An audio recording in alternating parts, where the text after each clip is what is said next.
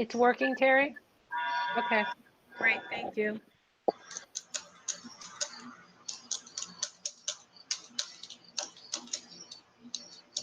So we are live streaming right now, just so you know.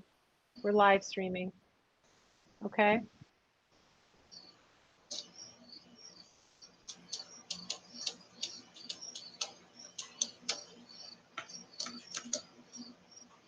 You're on mute. You're on mute, Becky. Hi. Hi. I just received a message from Matthew Lillibridge that he just began a new job this week. And he's going to be in his office until about 6:30 or so and won't be able to stream the meeting. That he will go to his town office later tonight and be sworn in so that he can set up a time with Andrea to be sworn in at the district office. Okay, so that will have to be next week.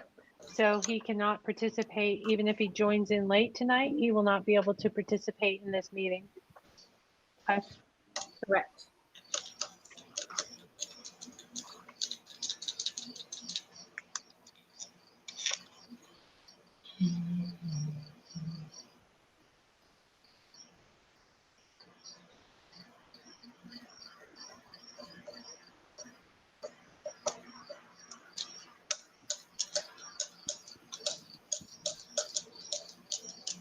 So Becky, when you start, I don't know who, someone is not on mute. So if you would just remind folks that they should be on mute if they're not speaking, so that we don't get that background noise.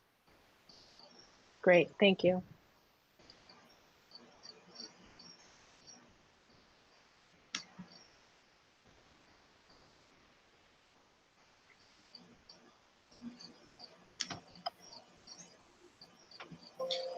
When I mute it, I can't hear anybody.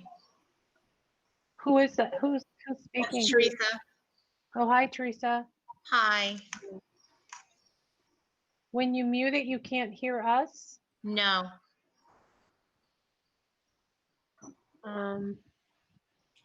That's a Terry question. Since we're so close, let's just see if you can be really quiet. Try to eliminate the noises. I'm home alone, so you won't hear anything. Awesome. And then Terry, could you work with Teresa afterwards? Teresa, are you clicking on the little microphone button at the bottom of the Meet? The little speaker button is what I'm on. Okay. Okay.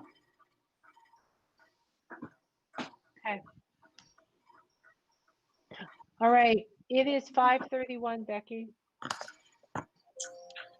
Okay.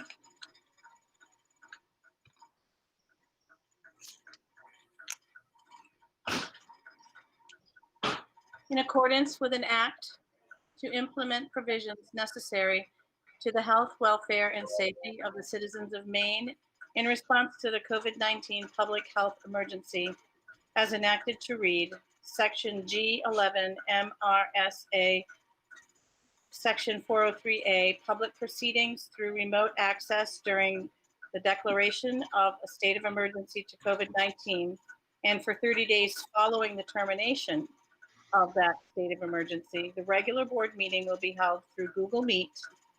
The meeting will be live streamed and available for viewing at www.msad11.org. Members of the public wishing to make comment are invited to do so during the public comment sections of the meeting and may call 207-582-5346 or send an email to capital S School, capital B Board at msad11.org. Again, the email address is schoolboard, capital S, capital B, at msad11.org. In addition to the regular public comment section at the beginning of the board agenda, an additional public comment section has been added at the end of the agenda to provide the school board with the ability to answer questions sent to them during the meeting. So we welcome your questions and your comments, especially tonight as we're discussing the return to school. So I hope that as you're watching this, if you're forming questions or you have questions, that you will call the superintendent's office at 582-5346, or email your questions in at schoolboard, capital S, capital B, at msad11.org. I will now call the meeting to order pursuant to subsection 403A of MRSA Maine Revised Statutes Annotated. We will now confirm that each member of the MSAD11 School Board can hear and be heard. We will do this by calling the roll. Members present are asked to say yay. We ask all members to listen and report any audio difficulties when the roll is complete. Pat, would you please call the roll? Yes. Becky Fless, Yay. Veronica Babcock, Yay. Nancy Fortier-Brown, Yay. Theresa Gorette, Yay. Matthew Lillybridge is absent, Jim Lothridge, Yay. Nicole Madore, Yay. Matthew Marshall, Yay. Patrick Saucier, Yay. Alyssa Tracy, Yay. John Umland, Yay. Tony Beat, Yay. and Quentin Martin. Yay. Everyone is here except for Matthew Lillybridge.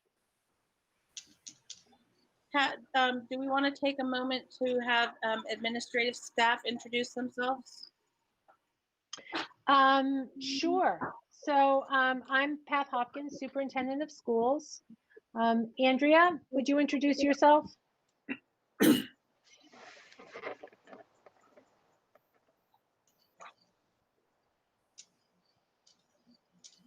I see that she's here. She's on. So Andrea Dish, who is the business manager, is with us. Angela Hardy. Good evening. I'm the Director of Curriculum. Chad Kempton. Hello, And you are? high school principal. All right, Christina O'Neill. Hello, I'm Christina O'Neill, principal of Pittston Randolph Consolidated School. Alicia Morris. Hi, I'm Alicia Morris, Director of Special Services. Gabe Dostie. Hi, I'm Gabe Dostie, Director of Operations for the district. Jackie Perret. Jackie Perret, Assistant Principal, High School. John LaPerriere. John LaPerriere, Principal of Gardner Regional Middle School. Josh Farr. I'm Josh Farr. I'm the Director of Adult Education. Katie Gould. Hi, Katie Gould, Principal at Helen Thompson School. Karen Moody. Hi there, I'm the principal of Laura Richards School in Gardner. Nate Stewart. Hi, Nate Stubbert, Athletic Director. Terry McGuire. Hi, I'm Terry McGuire. I'm the Director of Technology, and I got a message from Andrea Dish saying she's unable to use her microphone at this time. Okay, thank you for sharing that with us. And Vicki Duguay. Hi, Vicki Duguay, Principal at Riverview Community School in South Gardner. Great, I think I hit everyone. Becky. I think you did. Thank you. Could we please stand for the Pledge of Allegiance? I pledge allegiance to the flag of the United States of America and to the republic for which it stands, one nation, under God, indivisible, with liberty and justice for all.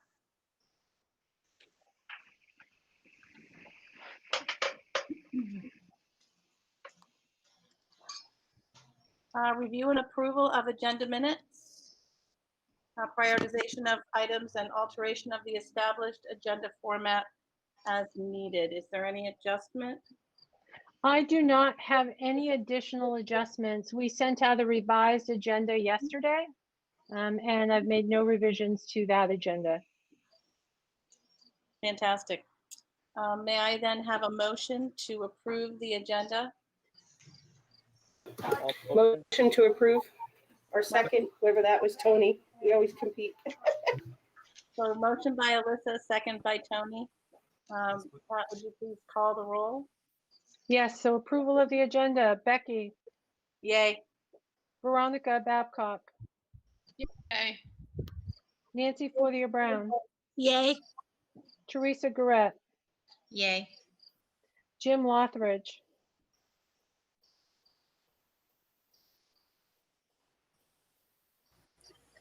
Yeah.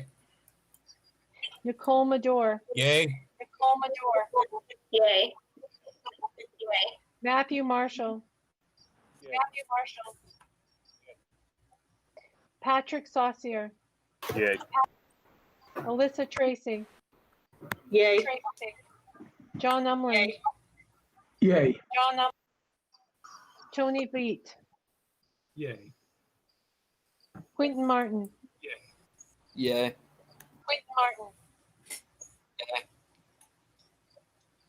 That's it, Becky. It was unanimous.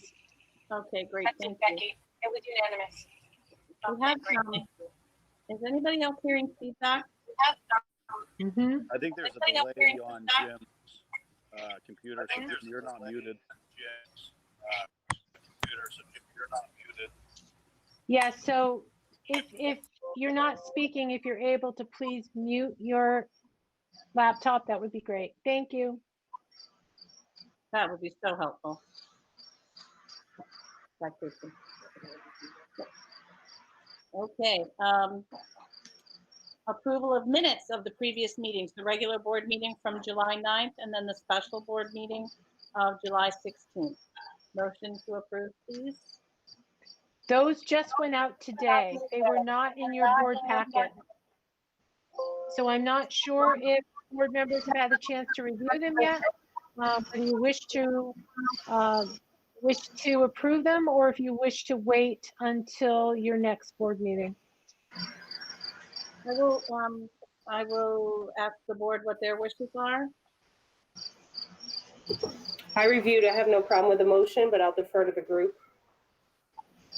I've reviewed as well. I have no issues.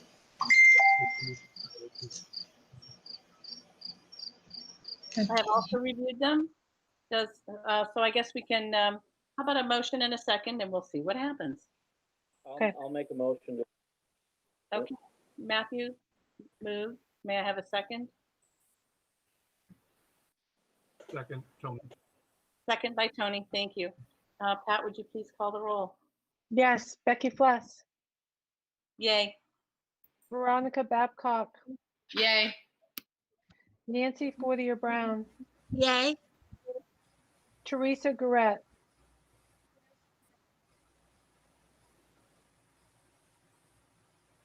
Theresa, Can you hit that mute, that little microphone button on the bottom of your screen?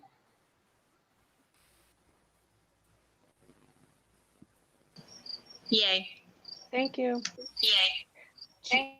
Jim Lothridge, Yay. Nicole Madore, Yay. Matthew Marshall, Yay. Patrick Saucier, Yay. Alyssa Tracy, Yay. John Umland, Yay. Tony Veet, Yay. Quentin Martin. Yay. That's unanimous, Becky. Great, thank you very much. Next on the agenda is the welcoming of new board members. We finally have a full slate of board members. This is so great. Although we do have an absentee tonight, we finally have a full slate of elected board members. So I'd like to welcome Nicole tonight and ask Nicole to introduce herself and tell us one wonderful, fabulous thing you all want us to know about you. You can go first. Thanks, Becky. Yes, I'm Nicole Madore. My family and I live here in West Gardner. We have two children in the district, one in the middle school and one at Helen Thompson. And I work at the Department of Education, so I have a long background of early childhood. So I'm just excited to be on the board and offer whatever I can to help with decision making and policies in the district. Thank you. Excellent. Welcome. We're really happy to have you. Second tonight is Theresa Gorette. She is from Pittston. Theresa, would you please introduce yourself and tell us whatever you'd like to know us to know about you in a minute or less? You are muted, Theresa. I live in the beautiful town of Pittston, grew up in the beautiful Gardner, walked the roads of West Gardner many, many miles because I didn't have a car, so I had to walk to Gardner. I've been a substitute teacher in the past for MSAD 11. I was school board president at Helen Thompson for several years, worked beside Karen Moody, who I love. I know several people that work for the district, so I'm happy to see everybody working as a team. I love kids. I have a passion for kids. My baby's turning 21, but I just think that, and I know that the children are our future. They need mentors and they need people that will lift them up and inspire them to be whatever they want to be. And I look forward to working with y'all. Thank you so much. Welcome, Theresa. Thank you. Next, correspondence. Correspondence just as written. As you can see, we've had a number of resignations over the summer, so I've notified you of all of those resignations. Also, at the end of the list, you will see that we have a thank you card from Ree Kittredge. I will read that to you. Ree was a retiring teacher. She retired last year from the district. She was the English department head at the high school. And so she writes, "Dear board members, what a surprise to open my mail and find the very generous LL Bean gift card. This was for her retirement. I've already spent time on the website considering my options. That's especially fun when the money part is already taken care of. Working with all of you and your children has been my dream job. I thank you warmly, Ree."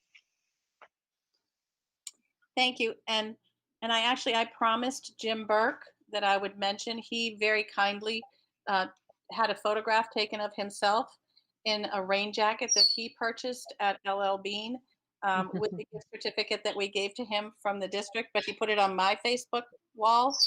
And and so then he became very concerned that people would think that I gave that to him. So anyway, I assured him that I would let the board know how grateful he was and how much he loves this new rain jacket. So great. It's on my Facebook wall if you'd like to see it. It's a lovely kind of silver gray color, and he looks very happy in his brand new LL Bean rain jacket. Moving ahead, committee reports. Capital Area Tech No Meeting Curriculum Committee. Angela? During the July 7th curriculum meeting, we spent our time focused on the use of federal funds. So we reviewed how our Title I, II, IV, and V funds were spent for the previous academic year. We then reviewed our anticipated use of funds for the upcoming academic year and discussed any feedback that we received from families when we notified them of our anticipated use of funds. That's how we spent our time, and we concluded a little bit early. Great. Questions or comments from board members?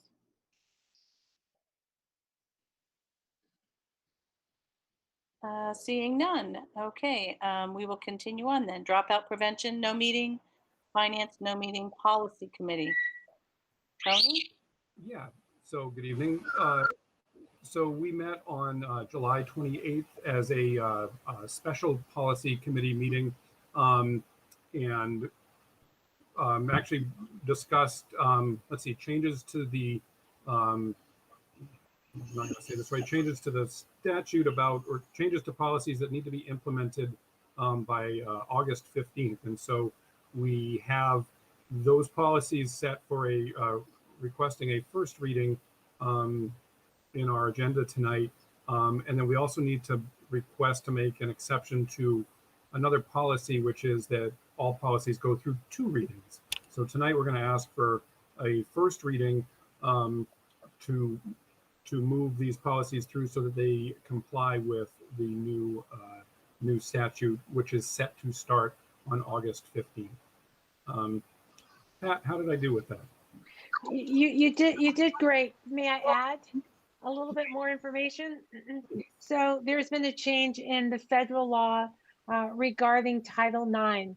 And so we needed to update all of our policies regarding how we conduct investigations should there be a report for any sort of Title IX issue around harassment or sexual harassment complaints. And we are required to have those policies in place effective August 14th. And so we worked with our attorneys and worked with Maine School Management, who provided a draft of these. The draft of these policies arrived to us in July. So we have not had time to go through the regular 2 reading process.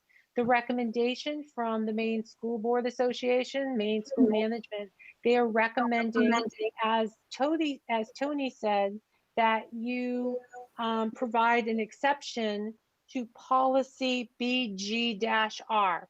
That is your policy that requires that you have 2 readings before the full adoption of a policy. So, Tony, I would suggest that the board first make an exception to policy BG-R to forego 2 readings and to allow just the 1 reading for the policies that then they would approve afterwards.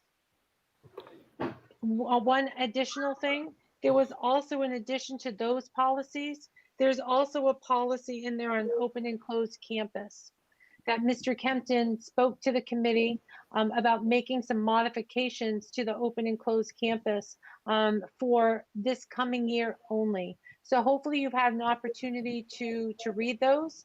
It has to do with underclassmen who have study halls for the first period and the last period. They would be able to access the open campus policy, which is not something that they've done before under certain parameters. But that would reduce the number of students that would be on the school property.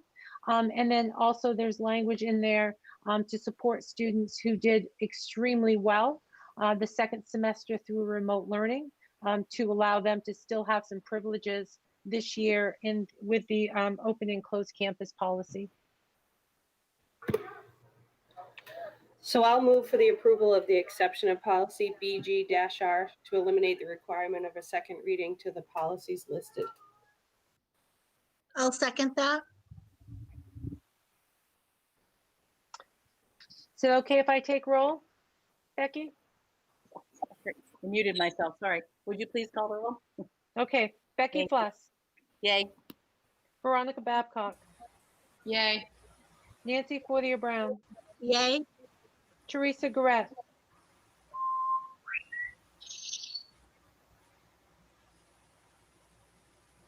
Teresa, there you go. Yay. Thank you. Jim Lothridge. Yay. Nicole Medore. Yay. Matthew Marshall. Yay.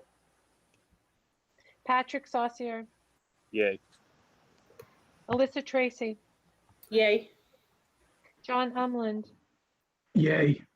Tony Beat. Yay. Quentin Martin. Yay. Great, that's unanimous. And so then, Becky, we will need a motion for the policies themselves.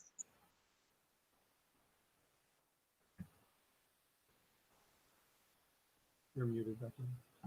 Becky, As a looks bundle? like she's left. There we go. Yes, as a bundle, please. As a bundle, please. Okay, may I please have a motion to move these other policies as a group, a bundle? I'll make that motion. Thank you, Nancy. I'll second. And Matt will second. Thank you. Would you please call the roll, Pat?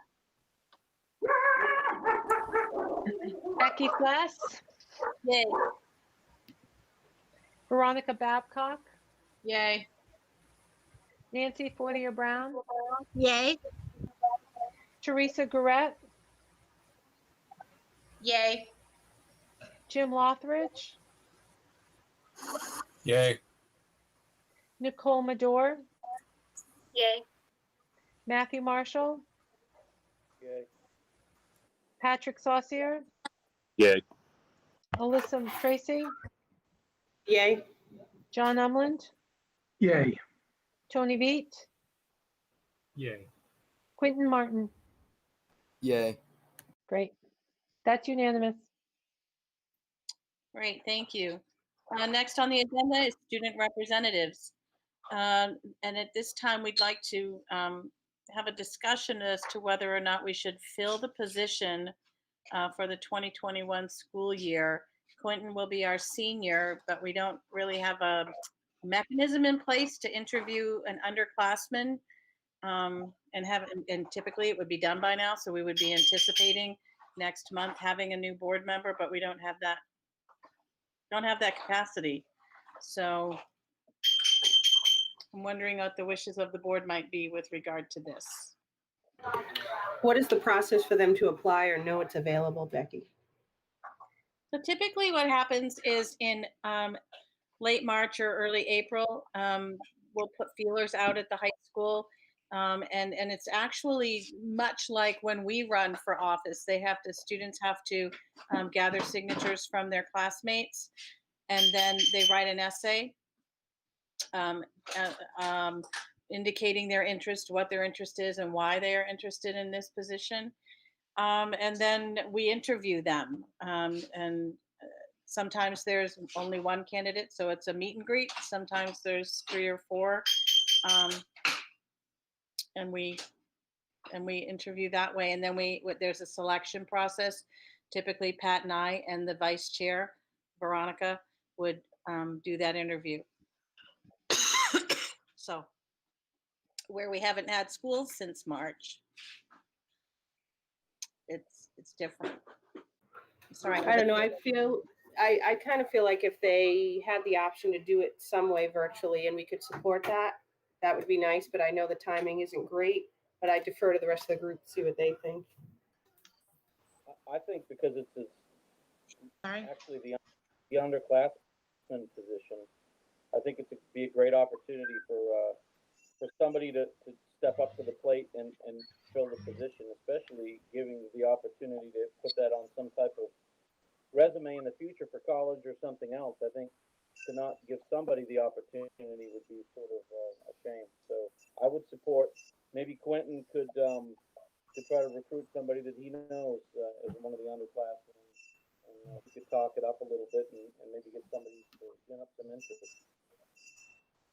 Could we table that until the next meeting after school starts so that we know where we're at and what it's going to look like when school does start, and just table it for the next meeting? Is that possible?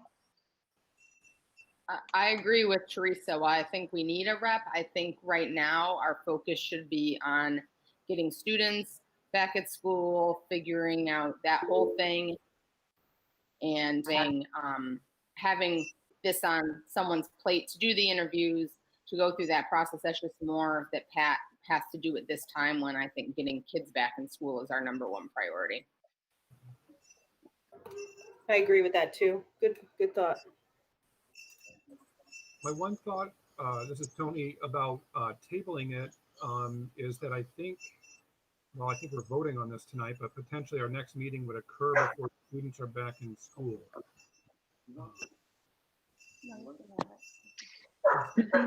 Notice. But go ahead. I'm sorry, I was going to say, if there's interest, we don't necessarily have to bring it to the next board. We don't have to take any action. But if there's just a consensus that you want to follow through, then it's on my plate. And I will work with Mr. Kempton. I will work with Quentin and with Becky and Veronica. And at the beginning of the year, we'll kind of develop a system and so that we can reach out to the current junior student body to determine whether there's interest. So we don't mind doing that. We just didn't know what your feelings were. This is kind of an odd year. We're not going to be in school full time. And so the question came up as to whether we should fill the position or not. But I can take it from here if the consensus is that we should move forward. I'll run with it, Pat. I think it's a great idea. Do we want I to think do we can move forward. Do you want to do a thumbs up, or can we do a thumbs up? Yeah, the problem is I can't necessarily see everyone. I'm seeing a number of thumbs up right now. I guess I would say, are there any board members who do not agree? If so, if you would say something so that your face would appear on my screen.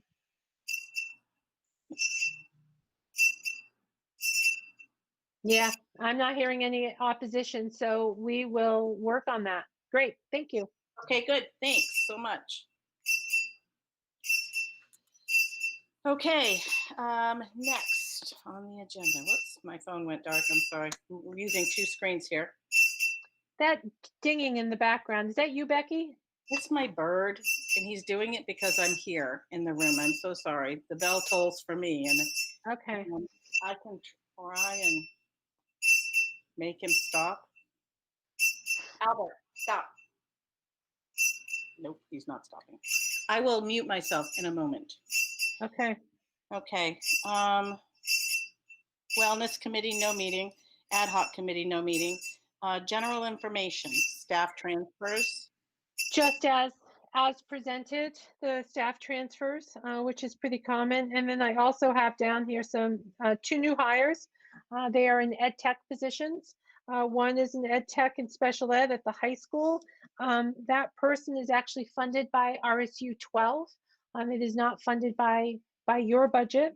And then we have hired a new ed tech librarian at the middle school. So, and we're really excited about her hire.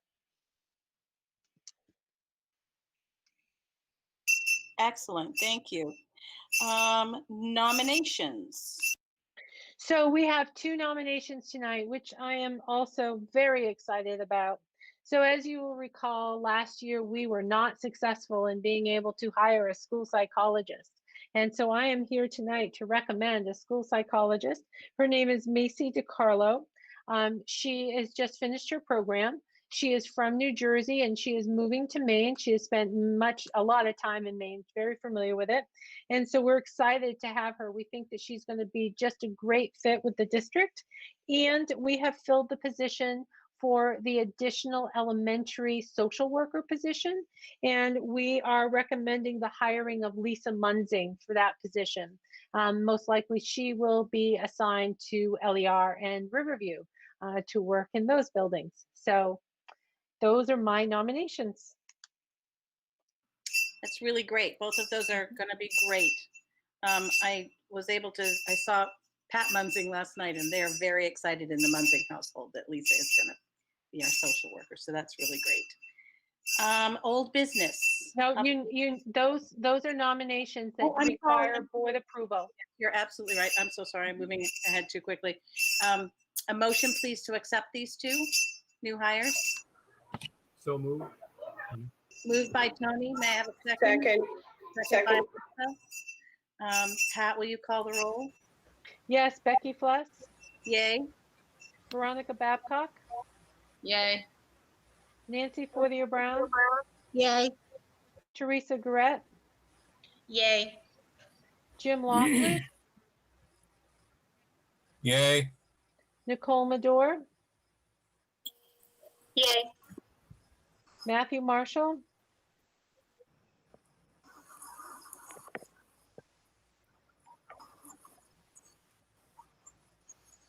Matt. Yay. It broke up. I'm sorry. Oh, that's okay. Pat Saucier. Yay. Alyssa Tracy. Yay. John Umland. Yay. Tony Veet. Yay. Quentin Martin. Yay. Great. That's unanimous, Becky. Thank you. And I tossed the bird some kibble, so now he's being quiet. Thank you. Oh, no. Thank you. Oh, no. It's driving me a little crazy, too. Oh, man. I have enough ringing in my head. Let's see. update on the Return to School Roadmap Committee work. Sure. So tonight's a big night. We have a lot of information to present to the board. We hope that there's a lot of conversation and dialogue. I have a number of administrators who are prepared to provide the board with various updates. I will be turning this over in a moment to Angela Hardy, who will be outlining the return to school learning models. But before I do, I just want to remind all the board members and members of the public who are watching that this process began back in June. We created 8 committees. We had 99 people who have been working to develop these plans and all of the elements to go along with it. Of the 99 people, 49 members are staff members, including bus drivers, school nutrition, custodians, instructional staff, and ed techs. We've had 17 parents participating, 11 school board members, 20 administrators, plus we've had representation from the Boys and Girls Club, and our athletic trainer has also been on the committees. So based upon what I am hearing, this is actually one of, if not the largest task force that any school has created to help them develop their return to school plan. And I'm really proud of that because we did it purposefully to ensure broad representation from all of our key stakeholders. We really wanted to make sure that everyone had a voice at the table, and we knew that having so many representatives would provide us with a very thoughtful and insightful plan. So that is my hope, that by the end of this presentation and this conversation that you will see and believe that our plan is as well thought out as it can be, keeping in mind that this is ever changing. The guidelines that were published by the Department of Education on July 31st, they went public. That was a Friday. The following Monday, there was already an adjustment. And then by the very next Thursday, there was another adjustment. So we are trying to build a plan while the regulations and the recommendations are fluid. And so I just want to kind of keep that in mind as well. So what we're sharing today is based upon our knowledge of the information today.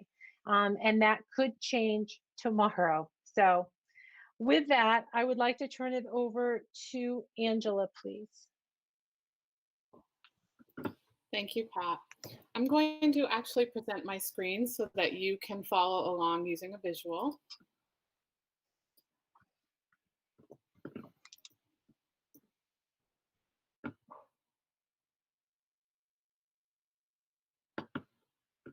Okay.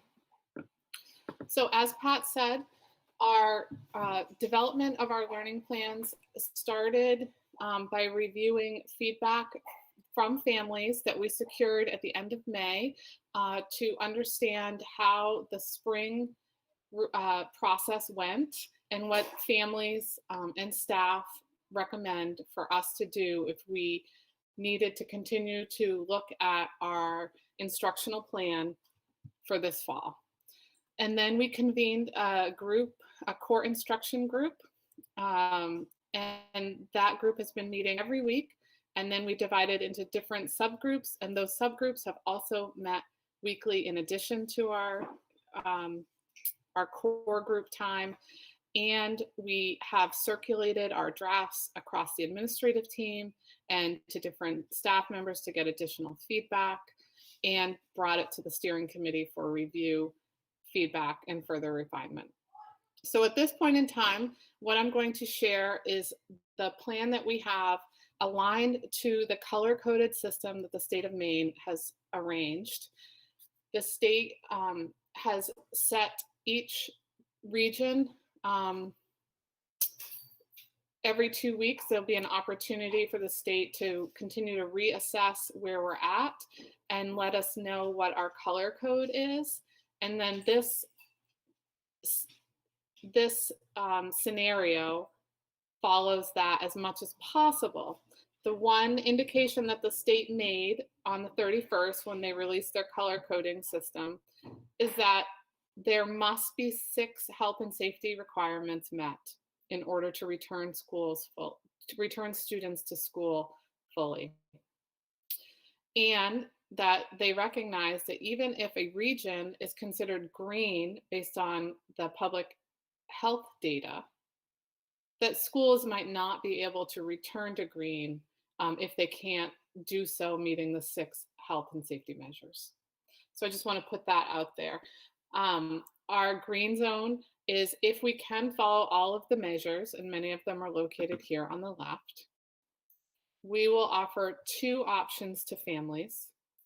One option is that students would return to school daily, following the health and safety measures of masks and social distancing, routine hand washing. And if parents aren't comfortable with that, they can choose an online learning academy taught by MSAD 11 staff.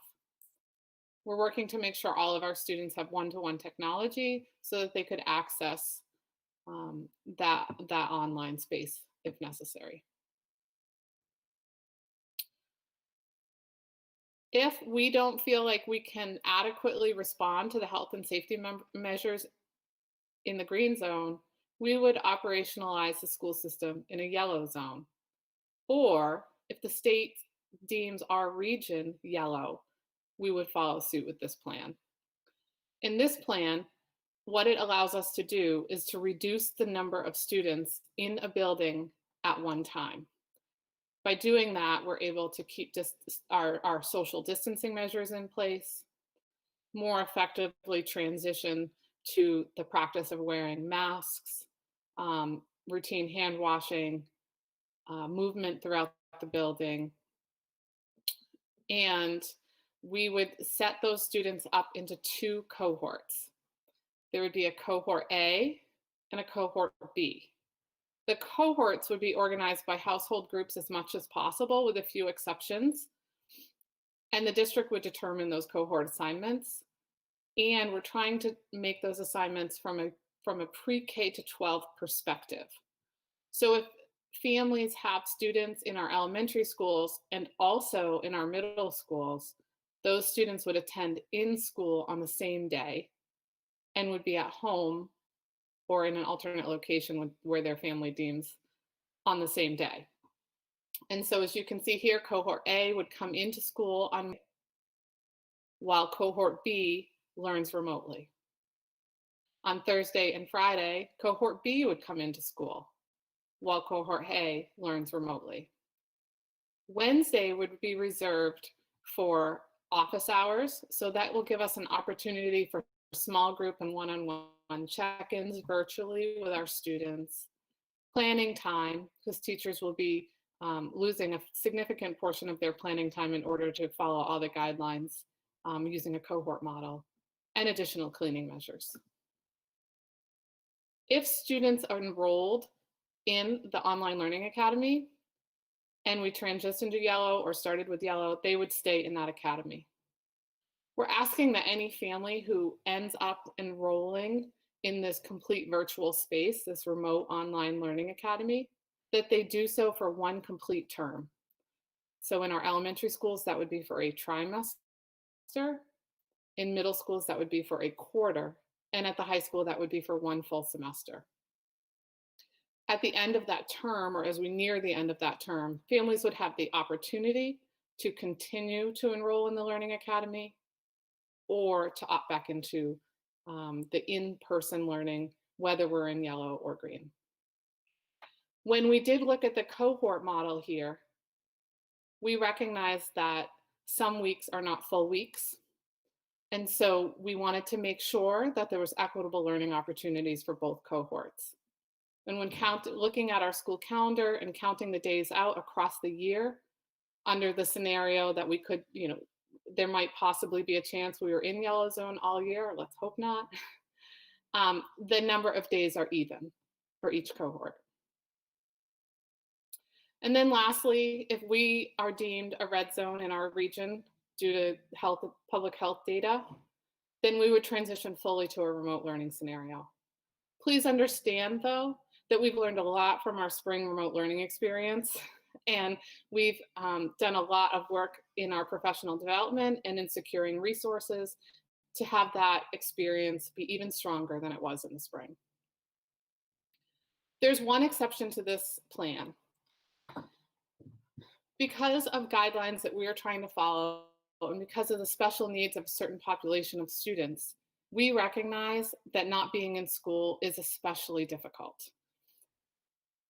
So what we suggest is when we're operating in yellow, for our specialized programming within our special education system, that we would actually operate those students in a 4-day model, as opposed to a 2-day on and 3-day at home model. In the elementary schools, in any of our K-5 spaces, those programs would be our STEPS program and our STARS program.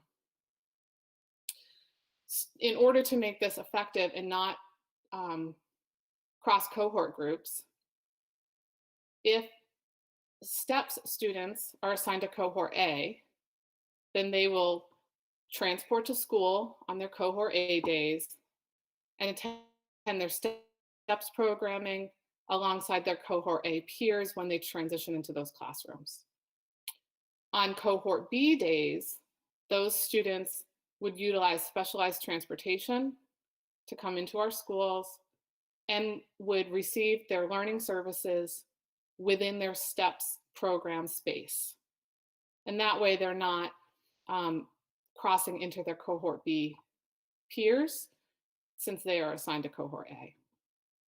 A similar model would follow suit with the STARS program.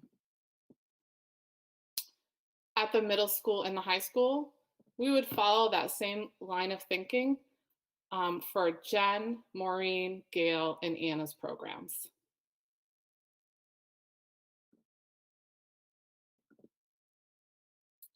A few features about our reentry plan. We learned a lot from our families that having so many opportunities to engage in technology proved really difficult in such a stressful period of time. So we analyzed the data from our staff and our family survey, and we tried to make the best decision moving forward that would enable us to access technology, but do so in a way that's much more accessible for everyone and less stressful. So what we plan on doing, starting the school year and in any color-coded system, is use 2 learning platforms. For pre-K to 3, we would use Seesaw. And for grades 4 to 12, we will use Google Classroom. And for all grades, we'll use Google Meet for live instruction. A couple things we did to build on this. We are adding in additional training for the use of any of these platforms for our staff. We will have online training modules available to any family member, daycare provider, any other interested party on how to use Seesaw and access it from a family or a student perspective, how to do so with Google Classroom, and the same with Google Meet. We'll also be setting expectations for engagement in the use of those. What will you expect teachers to know and do, and what will we expect students to learn how to do and then continue doing. Anytime that we have in-person learning happening, we will use these platforms with students in order to build their skill around digital literacy. Our instructional design model is to try to get as much live instruction as possible. We will build in frequent mass breaks. For all of our students, it will look a little different at different grade levels, but we will make sure, following CDC guidelines, the students will have a break from wearing masks, mostly outdoors, and that we will do our very best to be fully available to our families as they learn the new procedures. And so we will be engaging our families in different virtual situations so that they can feel comfortable having their children return to school. We will be taking attendance moving forward in the fall. In the spring, the attendance was monitored, but not officially rostered, and we will be doing that in all of our models. And we will have guidelines for what attendance looks like and how it will be taken in materials coming out soon. We will also transition back to our traditional grading practices. In the spring, we did a pass and incomplete process. We'll be using that information to help us make sure that we're responding to the needs of students as they transition back into the building. But moving forward, we will continue to follow through with a traditional grading practice, and you will be able to access that information through our PowerSchool system and any other communication measures that teachers have. There are opportunities where we assess students to better understand where they're at. So we anticipate having some diagnostics assessments for our students so that we can see what the impact was on the loss of in-person spring learning. However, we will not do this immediately. Our priority is first to bring the students back in, build relationships, develop a sense of community, become really comfortable with our routines, and then we'll add this element in. In terms of intervention supports and special services, I did already speak to the one specialized programming module that we'll be adding, but we will continue to conduct all of our IEP and 504 meetings virtually for this full academic year. We found that we were fairly successful at that this past spring. We're continuing to refine our practices, and this will give us an opportunity to continue to limit the number of people that need to access our buildings, therefore keeping more and more people safe. We will provide OT, PT, speech, Title I, and special education services. When in school, we'll be providing them in school. When there's a blended learning model, we will provide them in school, and if dependent upon student plans, there'll be other means for securing some services remotely. And REACH is our Gifted and Talented program, and we are fully planning on providing those services. We're in development on what that will look like and feel like. Families in this recent survey about our learning plans did have some questions about the performing arts. We are working very closely with the Maine Department of Ed specialist and our full performing arts team and our administrators to ensure that any type of performing arts that we offer follow all safety guidelines. We do plan on having general music instruction from kindergarten through 12th grade, but we will modify that curriculum. So for example, we won't be instructing in the use of recorders until the pandemic guidelines lift. We may increase our drumming unit. We may decrease some of our singing elements, and we may increase some of our music history work. But we'll ensure that students will learn the expectations that we typically have in an engaging way. And then dependent upon the grade level, there are some specific suggestions that we have to enable parts of band or chorus, or at least small group instruction to occur. But please understand that we are looking very closely at the safety guidelines and strictly adhering to them. And then some of our students are enrolled in the Capital Area Technical Center, and that center is doing great work with all of our school communities, the sending school communities, to try to ensure that there is in-person instruction, even if each of the sending school communities has a slightly modified plan for reentry to school. So at this point in time, we can say that our students will have opportunities to engage in their programming at the Capital Area Tech Center. It just may not look exactly like what they've had in the past. So at this point in time, that's what I have to offer you in terms of what the plans are. Do you have any, Pat, should I wait for questions, or would you like to move forward here? No, I think it would be ideal if there are any board members who have specific questions about the plan. This would be the perfect time to ask them. I have one question. This is Matt. You mentioned the special ed student component having is going to a 4-day model. Am I right there? For specialized programs, certain specialized programs. Right. Do we have enough resources for that, considering that we're doing both virtual and in person? We do for those specialized programs. that's what we've spent the last few days really trying to analyze and make sure before we brought it forward to the board meeting. Okay, great. Thank you, Angela. Great presentation, by the way. Very articulate and a great job. Thank you. I have a question. What are we going to do with our students that can't wear a mask? Are they allowed to wear the face shields? I mean, you know, special needs children that just can't do the mask thing. And my other question is, are we providing masks?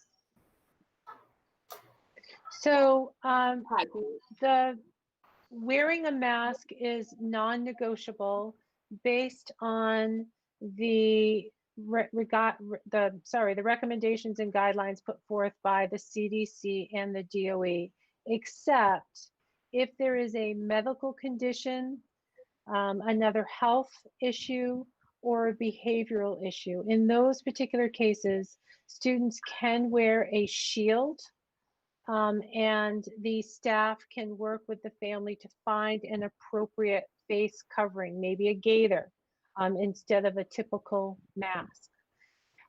Yes, the Department of Education has purchased or plans to purchase $11 million worth of PPEs.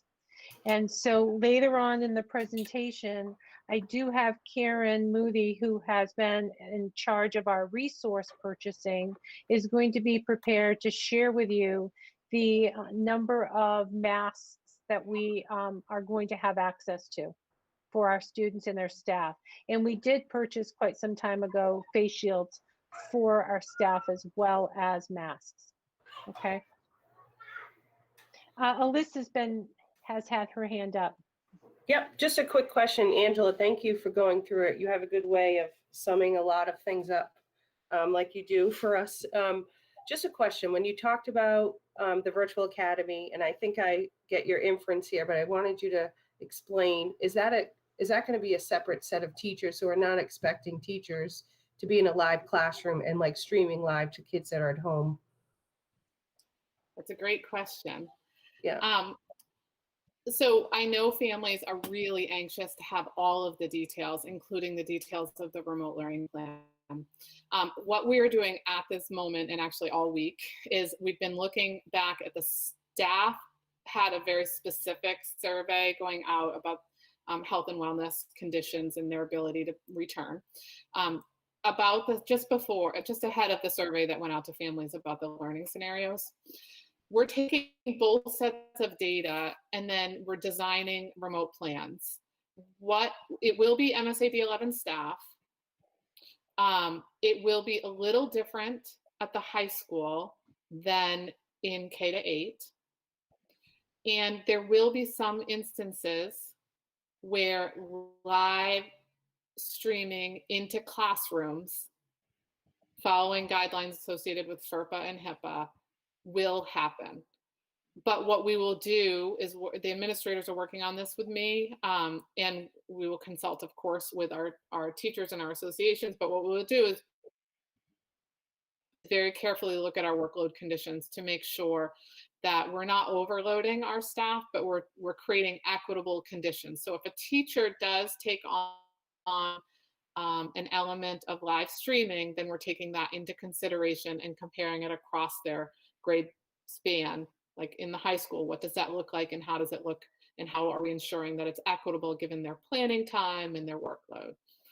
I recognize that there's some families that are hearing that are in the maybe kindergarten to second grade space, getting a little worried.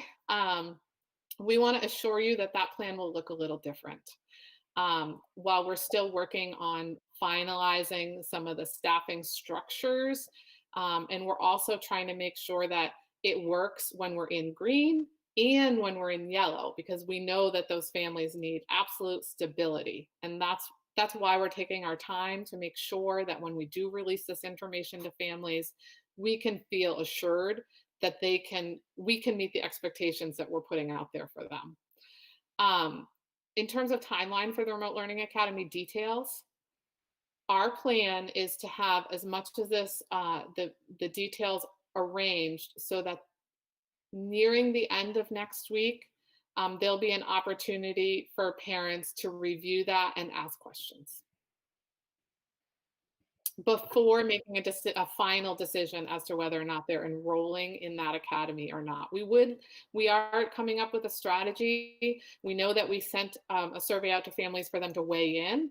We recognize that did not mean they were enrolling. It meant they were weighing in and providing us feedback that will help us make a plan.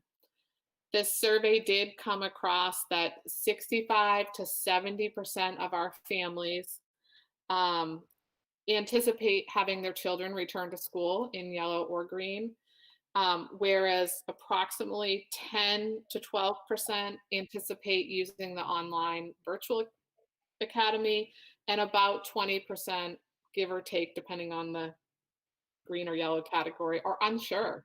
And so we know they're unsure because they're waiting to see what happens with the state guidelines. They're waiting for more details from us, and we want to honor that, continue to roll out as many details as we can in the next week. And then after that, create space for them to enroll. Are they enrolling in person for a term, or are they enrolling in virtual remote learning for a term? And then as the term nears the end, they get to decide again. Thank you, Angela. I'm one of the 20%, like you just described, that's still indifferent, because I do have a kindergartner and a middle schooler. So that's kind of what I wanted to hear. And just in general, I think going through this all together and hearing all the pieces kind of fit together for me even better. So thank you. Yeah, and just to put it out there, we recognize there's benefits and drawbacks to live streaming into a classroom, right? The benefits is you're starting to, you stay connected to your peers who are attending in person. And if you do transition back into the school, it's that much easier. But there are some drawbacks to that too. Timing, the ability to intersect at the same time, and sometimes sound quality. And so what we're trying to do is recognize students' developmental levels. And if we do run any parallel system, like a parallel remote system, that there's a design to ensure that there's a cohort and a community. So either way, we're valuing a community of learners, and then valuing the academic space, and then working with families. I want to be really clear though, a remote learning academy will still have attendance. It will still have a schedule and a routine. And that for some families might be a little tricky. And so I know they need to see the details so they can make the most informed decision. Thank you again.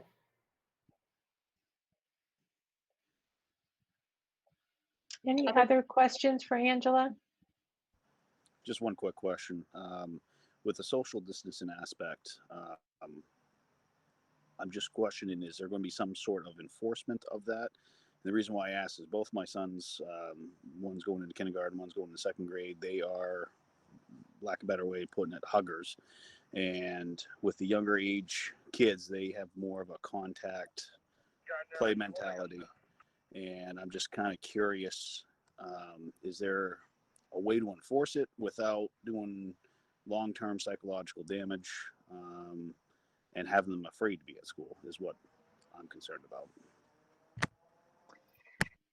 Go ahead, Angela. I share your concern. I do. I have children of my own. They're older, but I certainly remember those days. Our goal is to spend some considerable time with our staff before school starts. And in what we plan on doing is to continue our training in sort of trauma-informed practices, social emotional learning, but also routines and language for what we can do to develop a positive environment that helps kids learn these routines and practice using them. They may need some gentle reminders to get started, and not enter the space immediately in that disciplinary. We will have expectations and we will meet those expectations.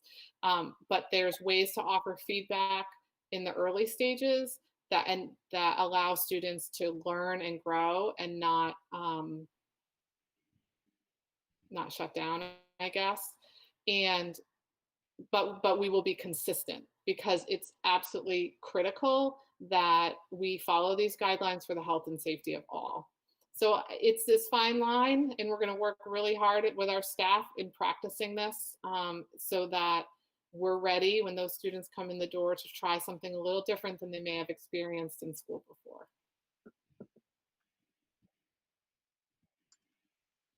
Other questions of Angela? I have a question. This is Nancy. I know with our special ed department, they tend to be a little taxed already pre-COVID.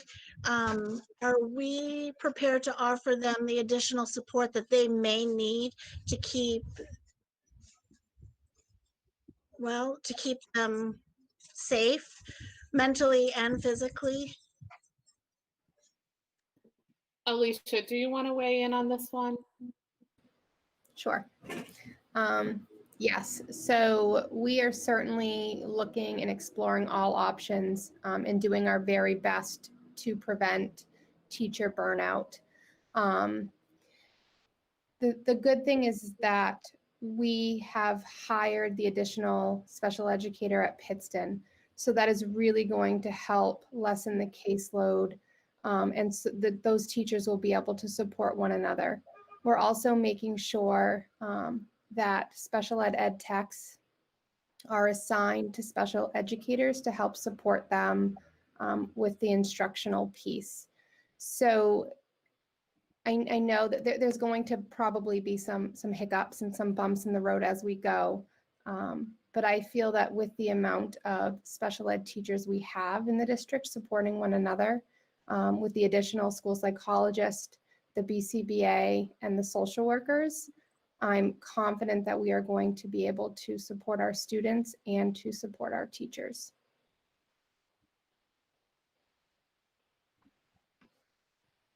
Thank you, Alicia. Any other comments or questions for Angela?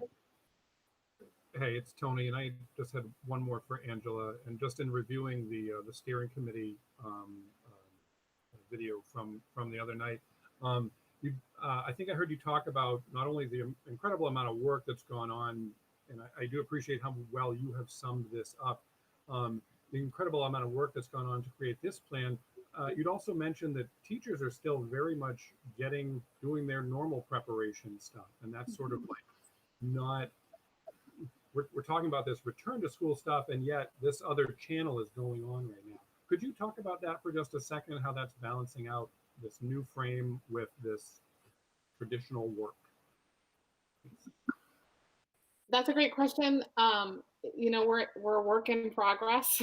So what I would say is we held a district-wide staff meeting, virtual staff meeting on Tuesday, and laid a lot of this out and spent some time answering questions and really thinking about specifically about curriculum and professional development and scheduling in ways that hopefully will help them start seeing if they're not already on these committees or have been in different virtual staff meetings, that they're starting to think this through. Additionally, we are going to use time in August when they return. In June, we used time because we were able to gather those 4 extra professional development days. And we used a considerable amount of time to reflect on our instructional design and the curriculum. Like, where did we get, what is the impact on learners? How will that how will that impact them long-term? What's most critical and essential? And what do we not want to forget from this spring? And every team documented that. In August, when we come back, we're going to make sure there's time available, and there is some structure set up behind it that we've been working on for staff to kind of re-engage in that conversation and calibrate and say, okay, typically we have these expectations. We are going to adjust our expectations early on so that we buy that time for that reintegration process, redeveloping community, giving teachers permission for doing that while also building their skill set in doing that, because this is just all new and all different. But to do that collaboratively. So they recognize that if they're first grade teachers, they're co-developing this plan across the whole first grade. So it's not going to be building dependent. We'll have more equitable outcomes as a result. And additionally, at the curriculum level, because we're starting to implement some new curriculum, like for example, in our math program in K-8, we've gone through as a system, and I worked with a team of teachers in June and our math coach, and we actually retooled what the curriculum would look like for this coming year to still get to the most critical outcomes, but provide some much more flexibility for teachers to work with students so they do not feel rushed. That's the part we don't want to do. We want children to be able to kind of catch up if there was lost learning, and we'll create some intervention space for that. But what we don't want to do is have children come in the doors, I should say students, because they're all ages, students come in the door and then feel this intensive pressure from their teachers that all of a sudden they have to make up for all this learning lost, and we're going to race through the year, because it won't help anyone. So we're creating the conditions to give all of us permission to reflect and think about what's the most essential learning. Is that what you're thinking about? Yes. Thank you very much for, bringing that into focus for me, because I can imagine, implementing this is going to take a lot of planning still. Yeah. Thank you. Other board members, questions, thoughts? I have one more question, and forgive me if you've already talked about this. What's lunch going to look like? That's a great question. I may defer because it might be a little different, but generally speaking, and Linda's not on this call. Generally speaking, we will have lunch. It will be safely served. We will have we have fewer than 50 people in a room. They will be 6 feet apart so that they can take their mask off. And in each grade span, it looks slightly different. So probably you saw a lot of like the newspaper articles and stuff early on where you heard things like schools are going to serve lunches in their classrooms. But what we're recognizing is it probably universally, that probably wasn't our best bet, right? We needed to analyze our local system and see what is our best bet. And the principals have done an astounding job. So what they're doing is they're identifying locations in their building, and some of them may be classrooms and some of them may be alternate spaces like the cafeteria or the gymnasium, but retooled to follow the guidelines and to allow still for, especially our younger learners, still for recess, right? And they're maybe extending the times a little bit so that we have time for transitioning in and eating, putting that mask back on, washing their hands, all those different routines. So it won't look like what we first thought, which was like all kids will stay in their classroom all day long and eat their lunch in their classroom and maybe step outside for recess. It'll be more open and flexible now that we've had time to actually tape marks out in the room and figure out the traffic flow. I don't know if there's a principal in the room that wants to enhance that response in any way or clarify it, but that's how I understand it to be true. Great answer, exactly what we would say. So, yep, thank you, D'Angela.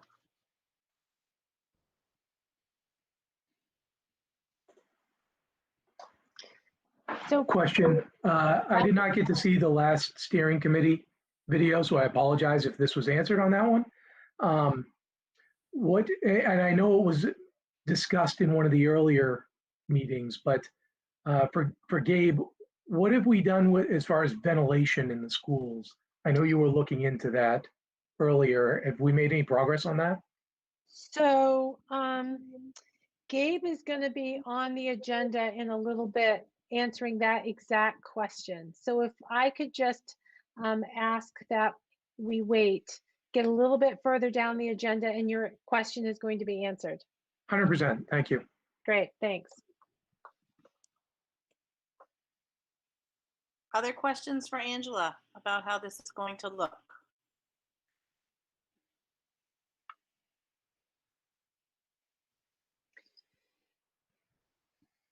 If not, then Becky, if I could just kind of take over for a minute. I thought it would be helpful to lay out for the board exactly what it is that we're asking tonight.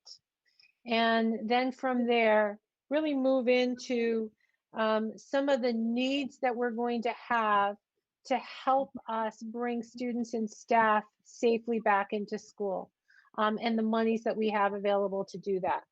So for tonight, what we're asking the board is first to officially approve the return to school learning models, what Angela just reviewed. After that, we are asking for you to also approve that we return school in the yellow category, in the yellow designation, which would be the hybrid model. And we will explain why we're recommending that we return in the hybrid model versus in a green designation.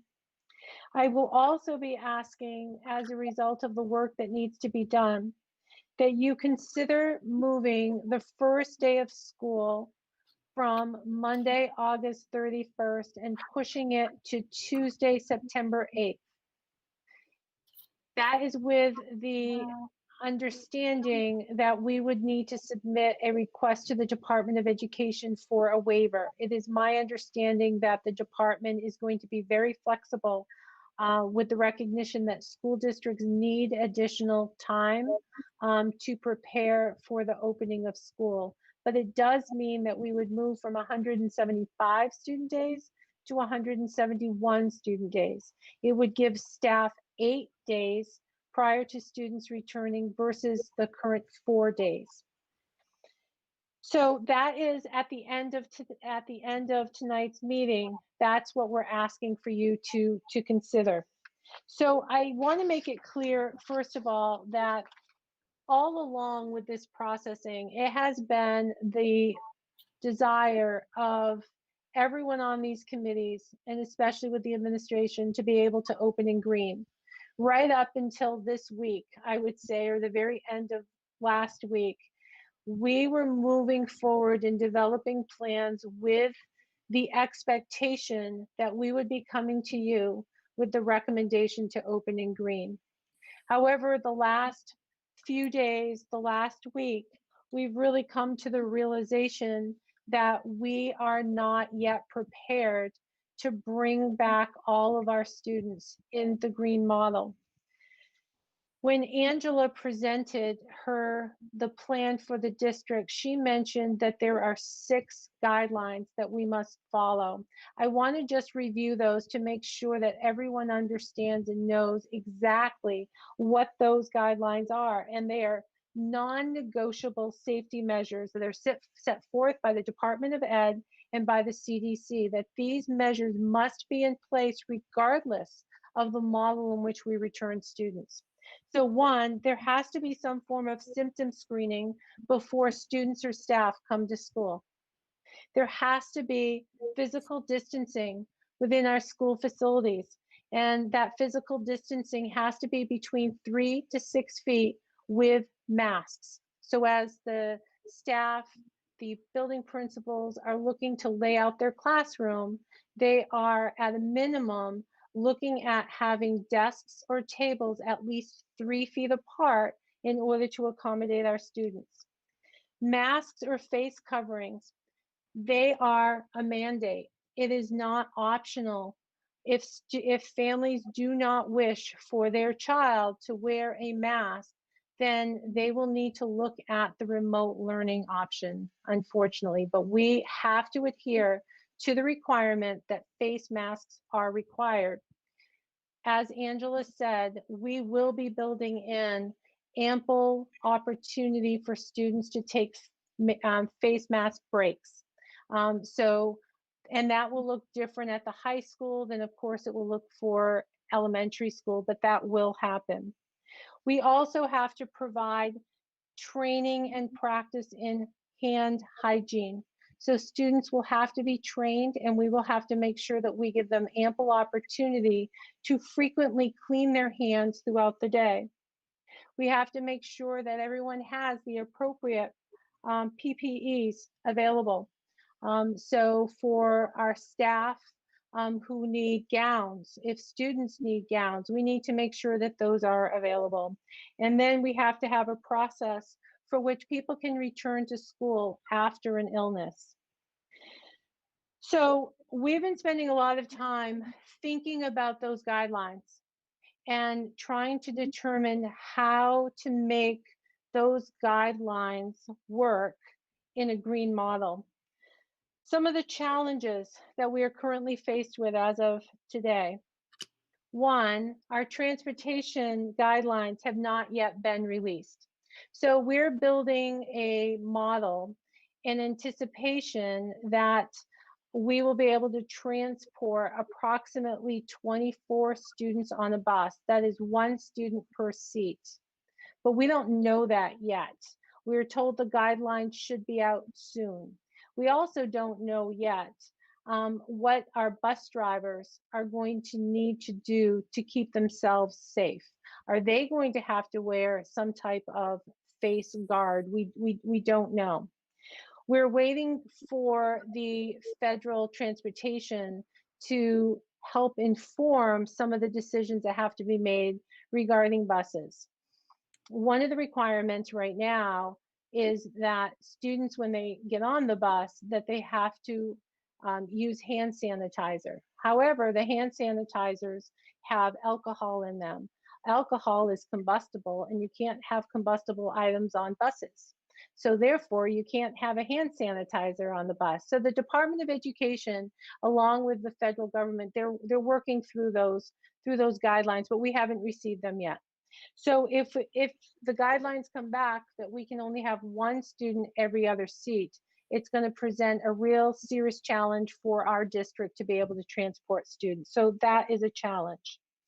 Because so many school districts across the country are ordering supplies and equipment, we are finding that it is going to be difficult for us to have all the supplies and equipment that we need in place for the start of school.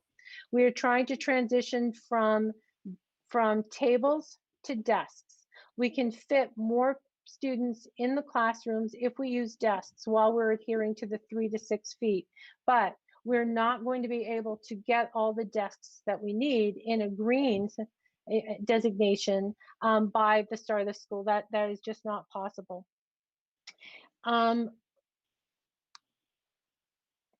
Angela said today that we are still waiting for results from a survey that went to staff regarding whether they're going to be able to return or not.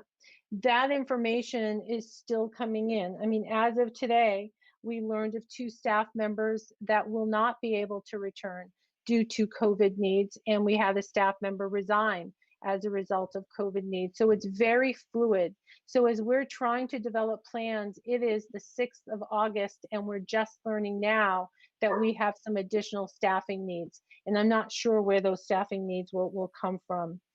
If we were in green, we also, if you think back to the development of the budget, we talked about the fact that we had some class sizes, especially at the Helen Thompson School, that were relatively high in grades 4 and 5, that we had class sizes of around 24.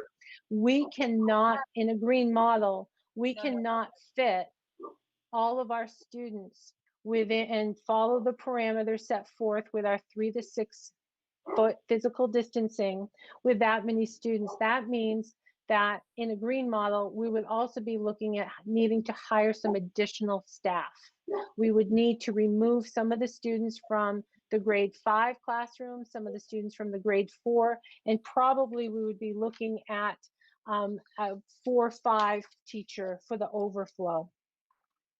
The other thing that we're struggling with, or another thing that I want to bring to your attention, is the advice from the medical community and what we have to follow in terms of staff and students if we have an individual who is not healthy.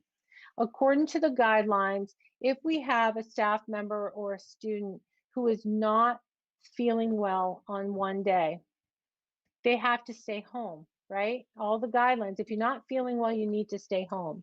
So what is going to happen is we've repeatedly had staff members, all of us, we all do it, right? You're not feeling well, you still come to school, you still go to work anyways. So the new guidelines are, if you're not feeling well, you stay home, and then you're not allowed to return to work or return to school until you are symptom free for 3 days. So in the past, we may have had a staff member who was absent for 1 day because they weren't sick, because they weren't well. Now, if they're not feeling well 1 day, they wake up the next day and they are feeling well, they still can't come back to school until Friday. So as we think about our staffing needs, that is of considerable concern in any model where we have face-to-face interactions with students, but especially in the green model. So those are some of the reasons that we're really struggling to recommend a green level. So we're recommending that we start the year in yellow, reassess that decision maybe once a month, and look at whether we can move from a yellow to a green at that time, depending upon the circumstances that exist. As Angela said, we still today do not know exactly how many students are going to return to school in person, how many are going to be online. And so it's making it extremely difficult to do the scheduling without having that information, that concrete information. Does that, I hope that that information just helps. It's just a snapshot. There's so much more.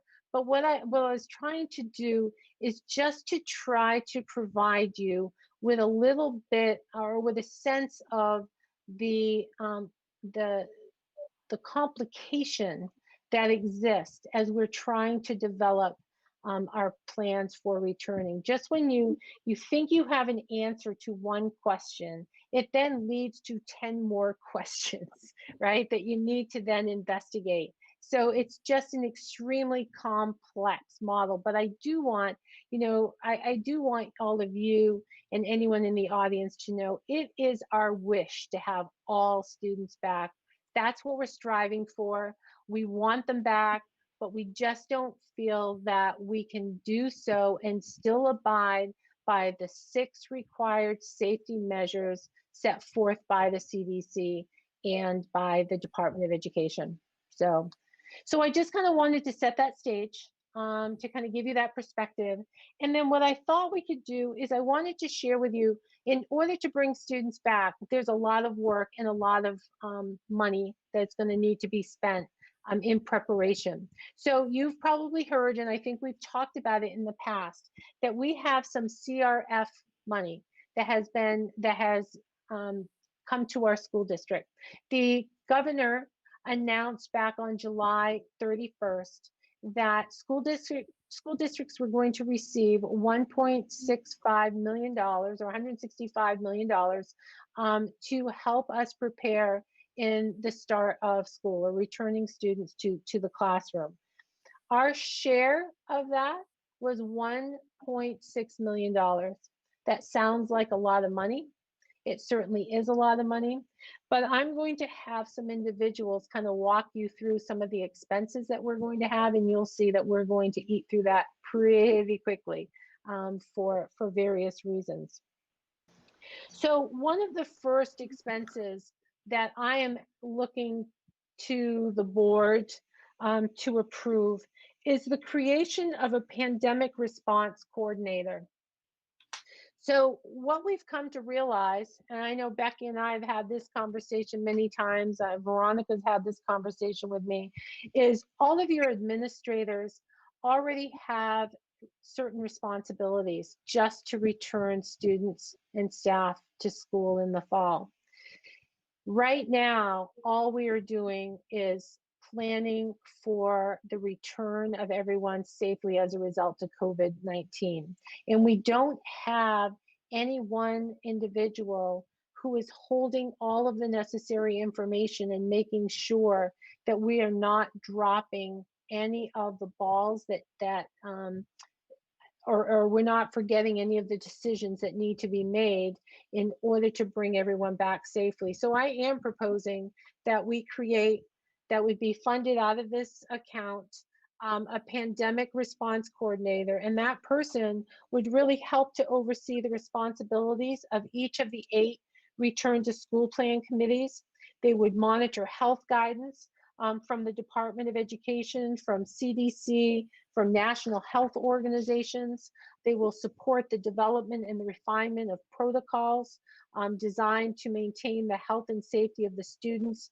They would help us oversee this money and make sure that our applications are submitted, make sure that we are not overspending and that we're spending in the areas in which we submitted our application.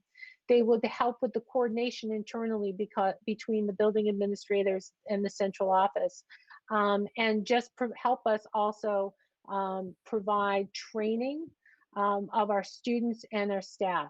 So we have found the perfect person. When I first mentioned the idea, suggested this to Becky, I told her, yeah, it's a great idea, I think, but we'll never find the right person, but we were wrong. We have Denise Osgood. Denise Osgood is a community member. She is a grandparent, a former parent within our community, and she has extensive background in the health field as a nurse, last year working with the CDC, and she also has management experience, and she's been a substitute, so she knows what it's like to be in the school. So that is going to be a recommendation as well. I hope that you will consider allowing us to purchase this, hire this person. It would be just, it would just be from next week through December. The funding of 1.6 million, all of that must be expended by December 30th. And there's no exception to that. So this position would only be filled within that time frame. We believe it would be full-time between now and probably sometimes a time around the beginning of October, end of October, then it would become part-time. And it would be $300 a day as a consultant or a contracted worker. So I don't know if anyone has concerns with us moving forward with that particular position. And Becky, do you want to make a comment about it? I do. I really, I love the way that you described all the work that's gone into this. And I think it's probably, I don't think there's enough words to talk about all the work that has been done since this began in March. And you're right, as soon as there's a detail that has been that you think you found a solution to, it's almost like pulling a piece of yarn in a sweater.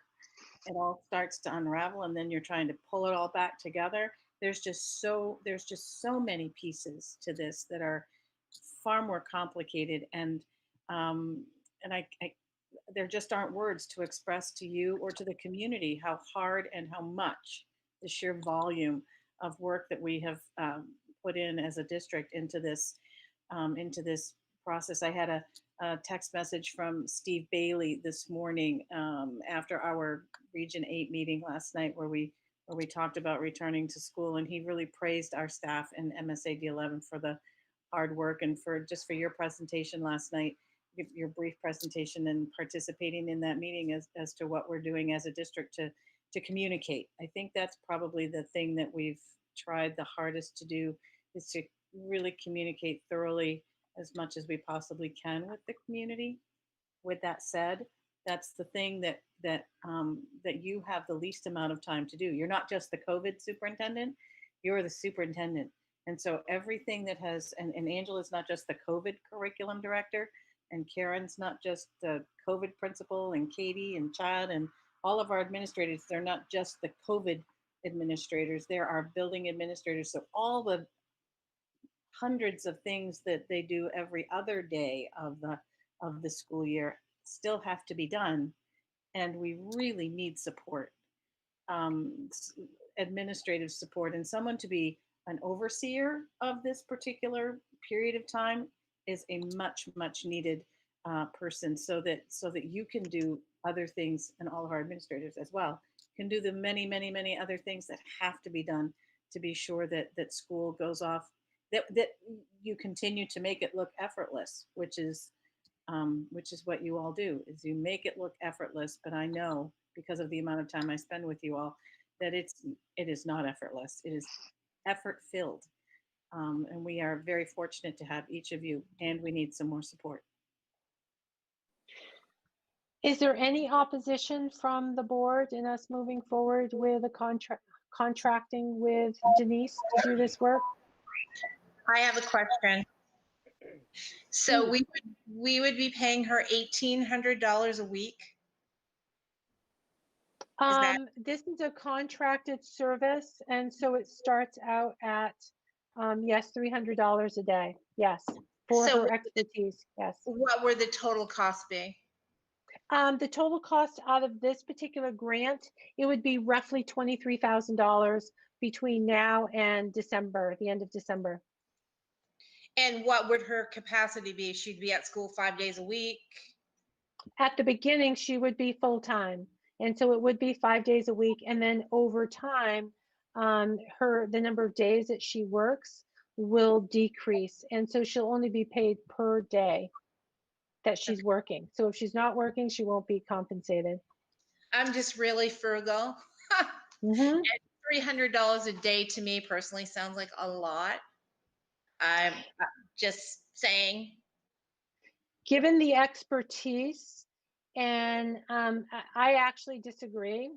Given the expertise that this person has with her master's degree, with her experience in health, public health, I don't think $300 is unreasonable at all. We hire substitutes at $200 a day if they're in the classroom, and this is requiring some additional expertise. So, I mean, personally, with all due respect, I do think it's a reasonable price. Okay. Okay. Pat, I have a question. Mm-hmm. Will she be working directly for you? Yes. Okay. And the decision to bring her on was made last week or the week before, did you say? Becky and I probably talked about it couple, 2-3 weeks ago. And then Denise's name was put in my lap last week. Right. Okay. So this is a new position, right?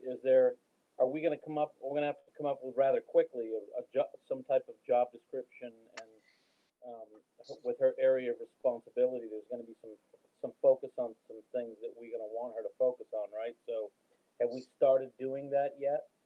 So this is a contracted service, so she would not be employed by the district. It would be a service, and we already have the job description created. Okay. I was reading off from that job description what her responsibilities would be. So we've already taken care of that, Matt. Okay, good. Thank you so much. You're welcome. And we did talk about this in our steering committee the last 2 weeks, and in depth more this week. So it's been something that's been discussed pretty frequently the last couple of weeks, just because of the sheer volume of information and work that's being done by our administrators and anybody serving on these committees. Yeah, I saw that. Oh, sorry, Becky, go ahead. No, well, I just wanted to say when we met to set the agenda, I was just going to say that. Yeah. We talked about it, and Pat said we're never going to find anybody, and I said, well, maybe there's a unicorn out there. That Pat was just feeling overwhelmed, and we know that our staff is hardworking but also a little bit overwhelmed. This is a huge project. So it did come up in our agenda setting meeting, and we didn't feel that we would ever find a person that could do it. And Pat called the next day and said, "You're not going to believe this." And my response was, "You found the unicorn," and she found the unicorn. So I think anything that we can do to support, to provide much needed support for our administration I think we'll be grateful for it, and that it's contracted and not an employee of the district. And that means we're not paying benefits, and we're not paying Maine State retirement. We're just paying them a flat fee for when they work. And it couldn't be better. Hey, Pat, this is John. Quick question. You said that this was from the grant funding, is that correct? Yes, The federal grant funding? yes, And just to be clear, that's a use it or lose it by the 31st, right? yes, Okay, I just wanted to make sure that was clear for everybody. yes. Thank you. So any opposition? I'm glad that he Great. clarified that John clarified that it is spend it or lose it. So thank you. Okay. All right, then. Do you All want right, then, yeah, I will move us along. So I wanted to talk about that. There are also other new positions, staffing positions that we are going to need, and these have all been discussed at the steering committee. So we are looking at also hiring a new nurse. It would be a one-year position at the elementary school. We feel very strongly that we need to have a nurse in every building. So we would be looking at a new nurse for LER, most likely. So as long as no one has any concerns with that, we are proceeding in advertising for substitutes. We need long-term subs for each of the buildings. So if we have teachers out, that we already have long-term subs on hand. They're there, they're available, and should there be a day when a classroom teacher is not absent and they're not needed, there are other things that they can do to support. We are also looking at trying to hire COVID-19 relief subs. So there's a different pay structure. You know, so a long-term sub would be paid like a long-term sub, and the relief workers would be paid a daily rate, just like any other sub who came in on a day. But as Angela was talking about lunches, the question was asked about lunch. If we are limited to having 50 students per space, and we have 300 students at the high school who happen to be in on a particular day, then we're going to need multiple locations for us to be able to feed those students. And that means we're going to have additional bodies needed to help supervise those students. We also are going to need potentially bus aides.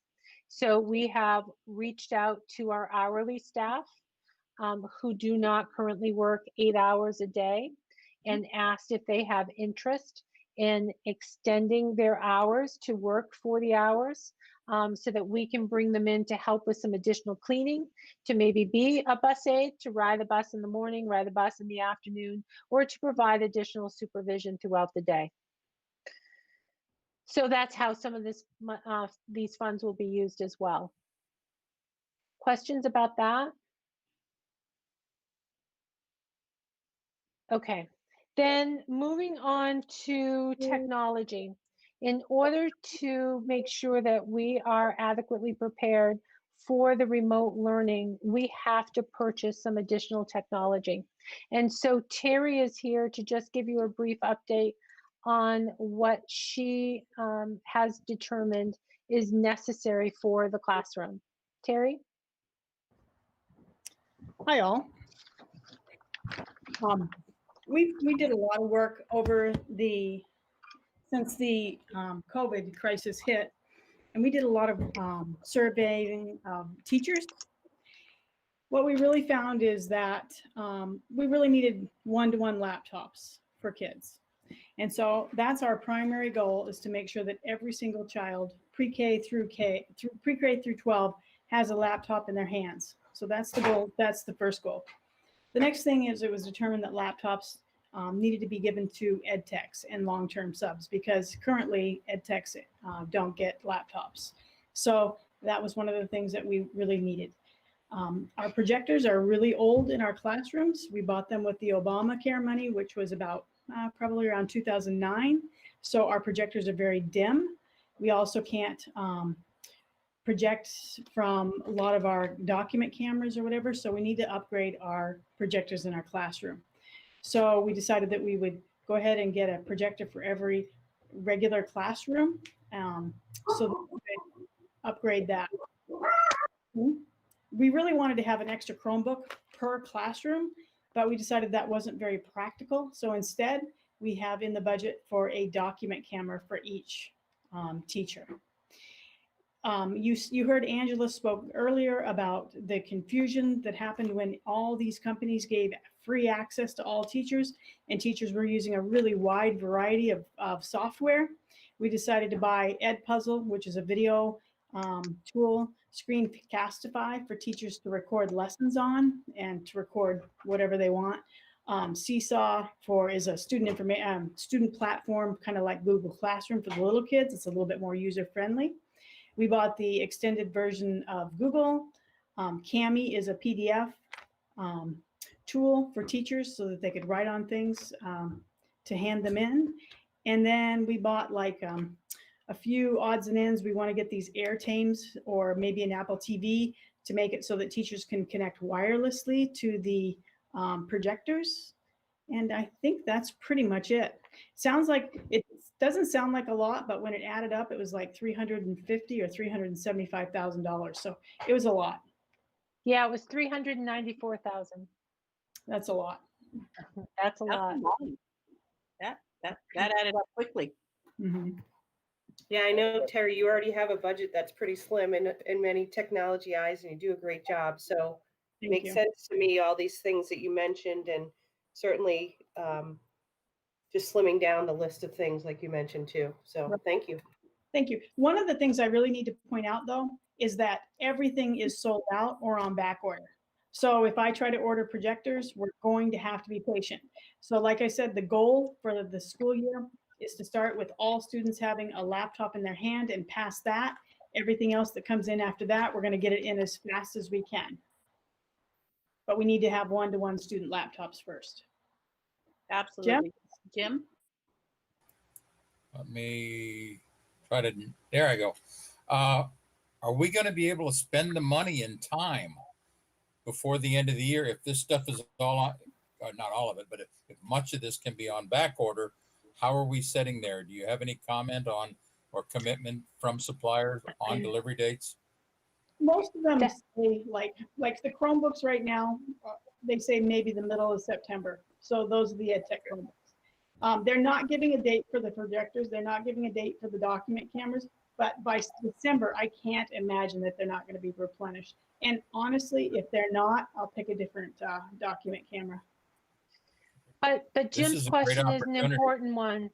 You know, Jim, your question is an important one. If we do not have the equipment that we've ordered in hand before December 30th, we will not be able to use that money. We will have. This is an opportunity to upgrade much of our stuff because this stuff will last for years. It isn't, we need it now, but it will last for another decade. And so I think if there's anything else we need, I think we should really look at it. Well, the great thing is that the document camera can go home with the teacher. It can stay at school because it's portable. So we did try to pick things that we would be able to use after the COVID crisis as well. And Carrie, I have a question. Considering we're going to be putting Chromebooks in everybody's hands, and who else knows what they're going to have, iPhones, you name it, right, Androids, are we going to have enough bandwidth and remote access points? Are we going to be saturated at the high school, for example, and nothing's going to work? Have you looked at that?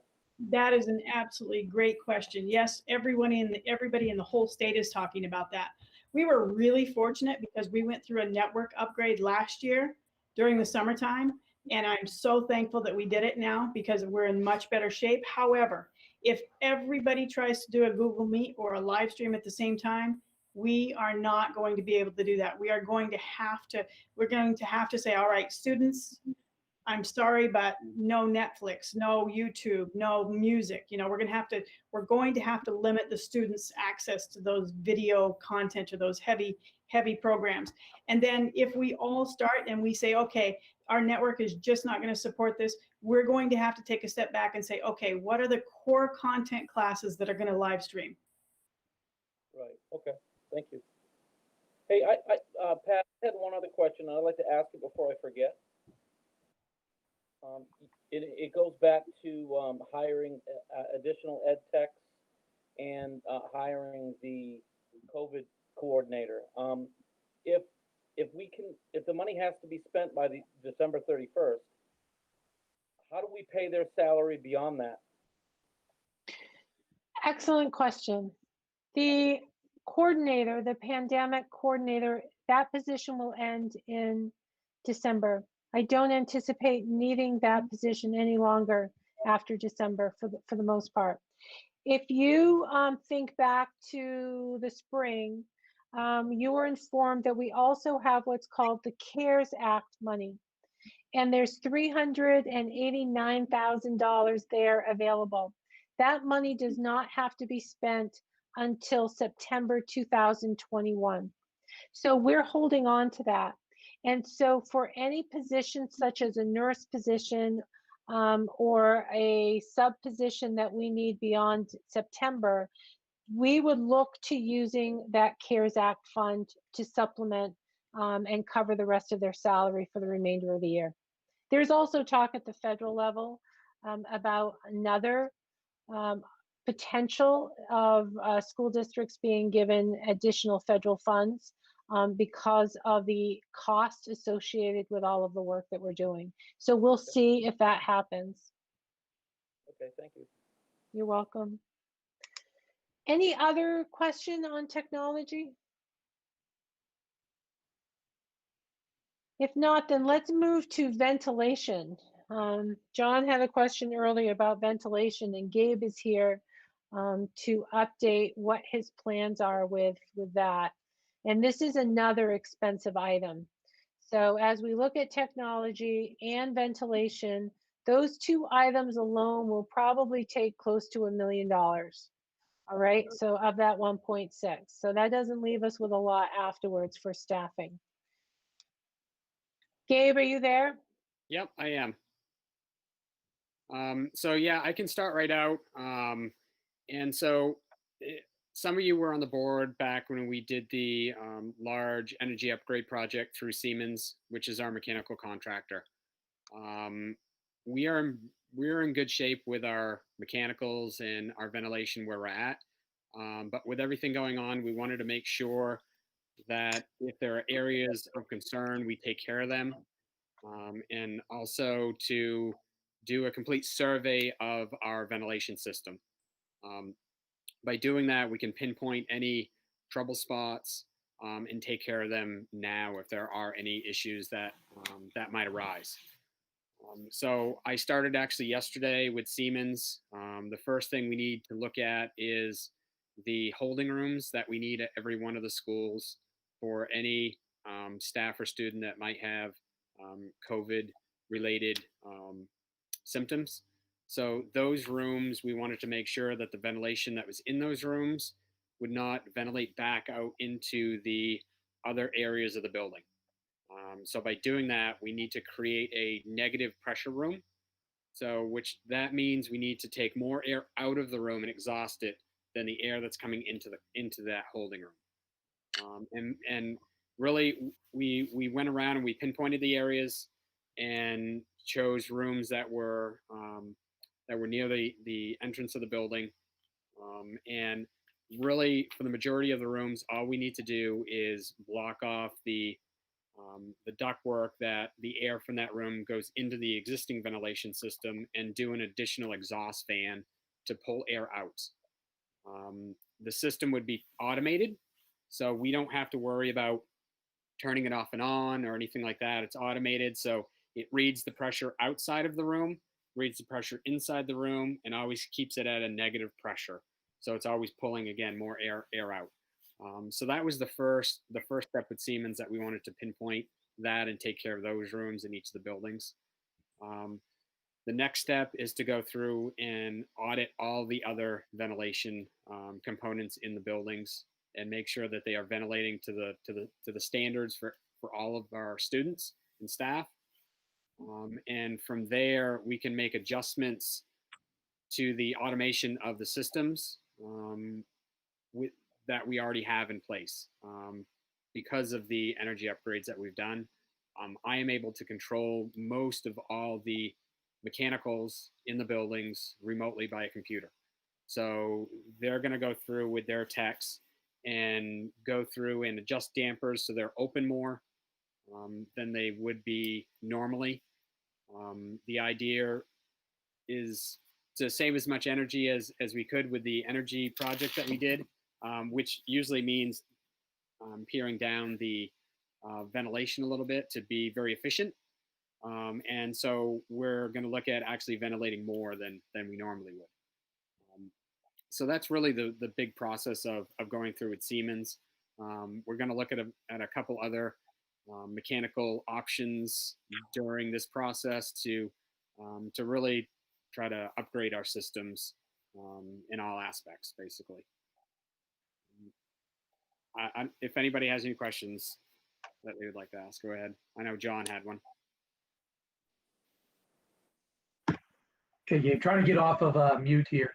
Are there any kind of statistics around like what kind of, air pressure or air ventilation movement is required for, specific droplet sizes or anything like that? Like, okay, great, we have a good ventilation system that's been upgraded. How do we make parents and students feel comfortable that the ventilation system is actually moving air to help keep them safe?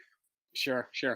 I feel that that's why we need to do this this audit, and by doing this audit, they will be able to calculate the CFMs that are being ventilated through the system, and by taking the number of students and staff that are in the building, come down with a number per person, and that's really to meet a certain standard. That's what you need to do when you're ventilating the whole building, and that's their process behind doing the audit of the ventilation system.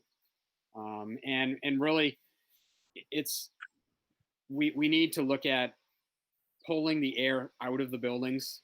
That's why we're looking at opening the ventilation up, still bringing in fresh air, but making sure that the dampers that we have that might recirculate the air through the building are closed off. So we're bringing 100% fresh air in and ventilating 100% stale air out.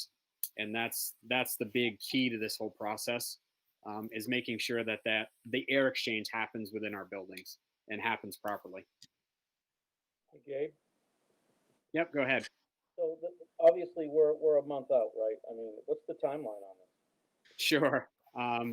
Siemens is well aware that we are in a time crunch. They are working with other school districts across the state that are in the same position we are. So they're jumping on this as quickly as they can. I would like to say I'll have, I would have had numbers tonight, but there's no way to get that data all calculated and them know exactly what we need to do this quickly. So I would like to say by next week, I'll have a good handle on where we're at and potentially what we would need to do for upgrades or additional devices in the schools. So hopefully by next week, I'll have an answer from them. Okay, second question would be, obviously we have winter here in Maine.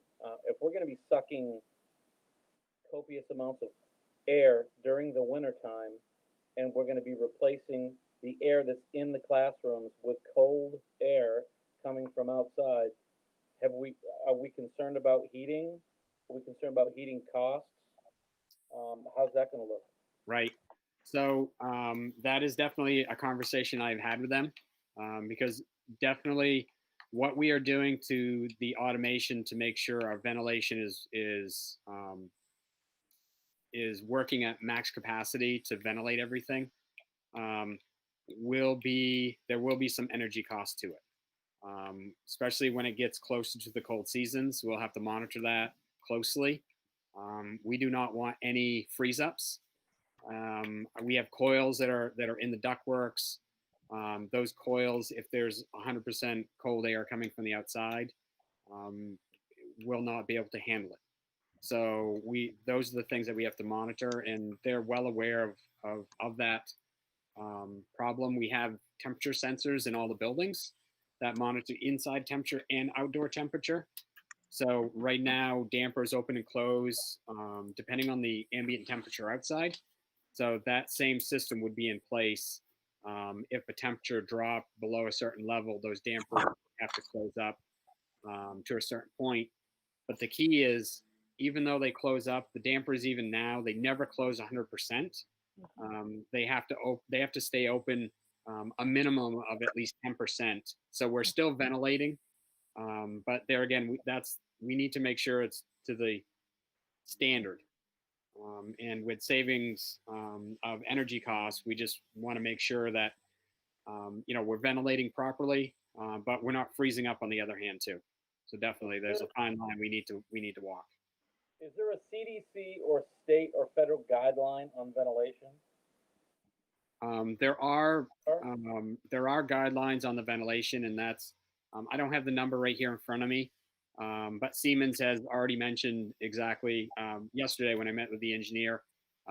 He talked to me about the certain guidelines that they have to meet, and they're well aware of what those guidelines are, and that's the reason for the audit. We need to make sure we are meeting and exceeding those guidelines. And Gabe, what's the plan for the audit? Is it a pass-fail thing? Is it what happens if is it a wing? Is it a room? Is it, how does that part of it work? Right. So we're looking at each individual device separately. Most of this can actually be done remotely by them remoting into the server system, and they can see exactly what the ventilation is doing because of the sensors that are in the system. So a lot of this they don't even have to come to a building. They can remotely do it and have a spreadsheet that they print out. So by doing that, they'll be able to pinpoint which machines might not be working to full capacity, or there might be one component that might be damaged or not working. And by doing that, we can pinpoint it and get those items fixed right off. Hey, I just want to thank you. We're getting ready, although the money is basically a grant, right? And we've got to spend it. We're getting ready to spend an awful lot of money on something that obviously is evidently required to a degree, right? But I think we really need to take a hard look at what these upgrades or what these changes are going to look like in the out years, and how much money they could possibly cost us down the road for repair, for change, if the system breaks, if things just don't work out. So I would just caution everybody getting ready to dump a lot of free money, right, loosely, on something that could cost us real money down the road. Yeah, Gabe, I was going to ask you that question. You probably have told us before. I know some of our buildings are aging and the systems are too, as we know with the heating side. So I'm sure ventilation's up there too, and it is costly.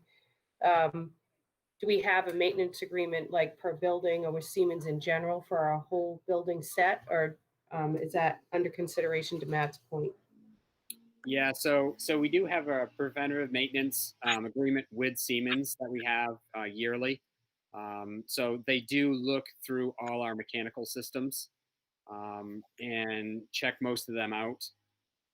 We do some ourselves to save us some money. We do filter changes, that sort of thing. So Siemens isn't in every month doing those. That's something that our custodians and we have a maintenance gentleman that goes around and does that. So we can do those things, but they come in and they PM all of the boilers. They go through the large air handlers and make sure belts are working properly and those sort of things. So really, in each of the classrooms, there's what they call a VAV box that's up in the ceiling that controls dampers. And those are the items that we don't go through every year for a PM work. We do the big, large components. And some of those dampers in those areas are really what we're trying to pinpoint and make sure they're all working properly. And that's the endpoint ventilation piece that's on these systems is what we need to make sure is working. So, yep. So it's definitely, it's not wasted money. It's good money being spent that we really should look at and make sure that our systems are working 100% in ventilating for staff and students.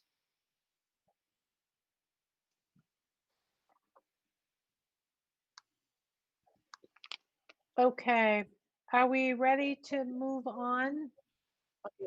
Yep, go ahead.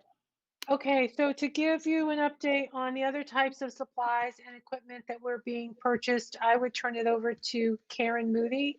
If you can just kind of talk about the PPEs, that question came up, how many have we ordered, and what are some of the other items that we're considering to purchase so that the board has an understanding of how that money will be spent. You're muted. And I'm going to share my screen. And this is as of today. So the first part I'll share is the PPE that we have ordered already. So we have 6,180 cloth masks in total. The DOE has given us a lot of these already at no cost to our district. We also partnered with the Southern Superintendents and we ordered 1,250 of those, but we did that like a month ago. And that price was $3,125. The DOE is giving us 2,002 disposable masks. Again, the DOE with the Southern Superintendents, we have 613 face shields coming.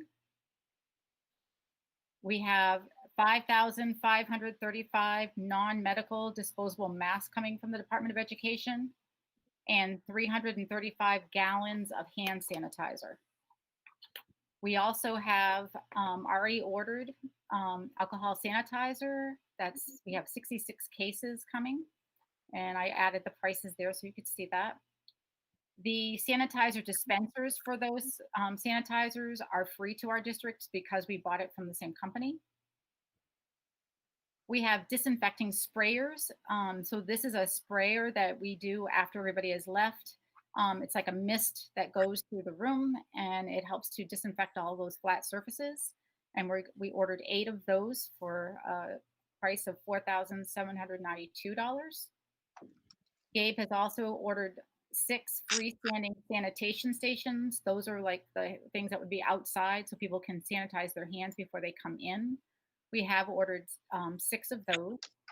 Really looking at those to be like at the entrance of schools, and that was $820.02. We just approved to order plastic tags for pre-K to 3 students.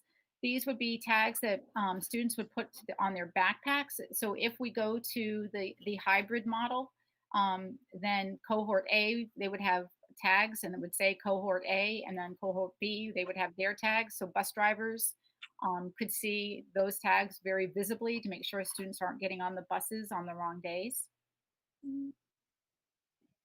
That's PPE for that part. The next part is we've ordered signage, $7,120 worth. We were going to try to partner again with the Southern Superintendents, but we missed their deadline. So Gabe and I did call the company and they still gave us the same price, which was awesome. But every single sign, each one is $8 a piece. So you'll see as we go through here how many we ordered, and then we did our best to estimate how many we thought we would need. So we have them for like smooth surfaces like the linoleum, and then we have them for the carpets. So we have these signages. We have 6 feet apart. We have one-way arrows, single arrowheads to kind of show the directionality of the hallways. For the entrances to the school, enter here, exits, exit here, please wait here. Some clings that would go on windows. All visitors must wear masks and wash your hands. So we did order those for our schools. And again, these are like a bulk order that will be distributed to all the schools. PPE that is back ordered right now that the DOE is still giving us once their supplies come back up. Some mask straps for some of the masks. We still need gowns. 5,535 have been ordered for our school as soon as they come in. The one we're really concerned about are gloves. Those are back ordered as well. 17,000 boxes of gloves. Hand wipes, 1,110 containers, and each one has 500 per container. Just a little note here. So you should all know too, because the schools are doing all of these, trying to figure out how we're going to social distance and putting different things in place. A lot of the codes are being changed. The fire codes are being changed. And one of the concerns here is that one of the requirements is that we can only have 450 per container for the hand wipes. So we're trying to figure out, so when we get the hand wipes, are we gonna have to pull 50 of them out of the containers for the classrooms when we get them, and where are we gonna put those? So that's a little bit of something we're gonna work through. We are ordering plexiglass as sneeze guards for a lot of our administrative assistants who are have public-facing positions. And additional resources. So Terry kind of mentioned all of the different technology things. She kind of highlighted those. So I put those out there for you. You can see that's that 394,870, and that was for needs. We really have some wants as well, and we're waiting to see how much the ventilation systems are going to cost before we order any more wants for technology. And then resources that we're continuing to research. We're looking at prices and the availability. We're discussing these at in all of those 8 different committees, and then they send them to the resources committee. We look at the prices and research that, and we send it to the steering committee. And so these are all on the list that we have not been finalized yet. We're looking at large picnic tables. I bolded some of these things to show you that these are the larger priced items. Right now we're looking at 20 by 40 awnings. We are not allowed to have, so these are like the wedding tents that you normally would see, but we can't have any sides on them.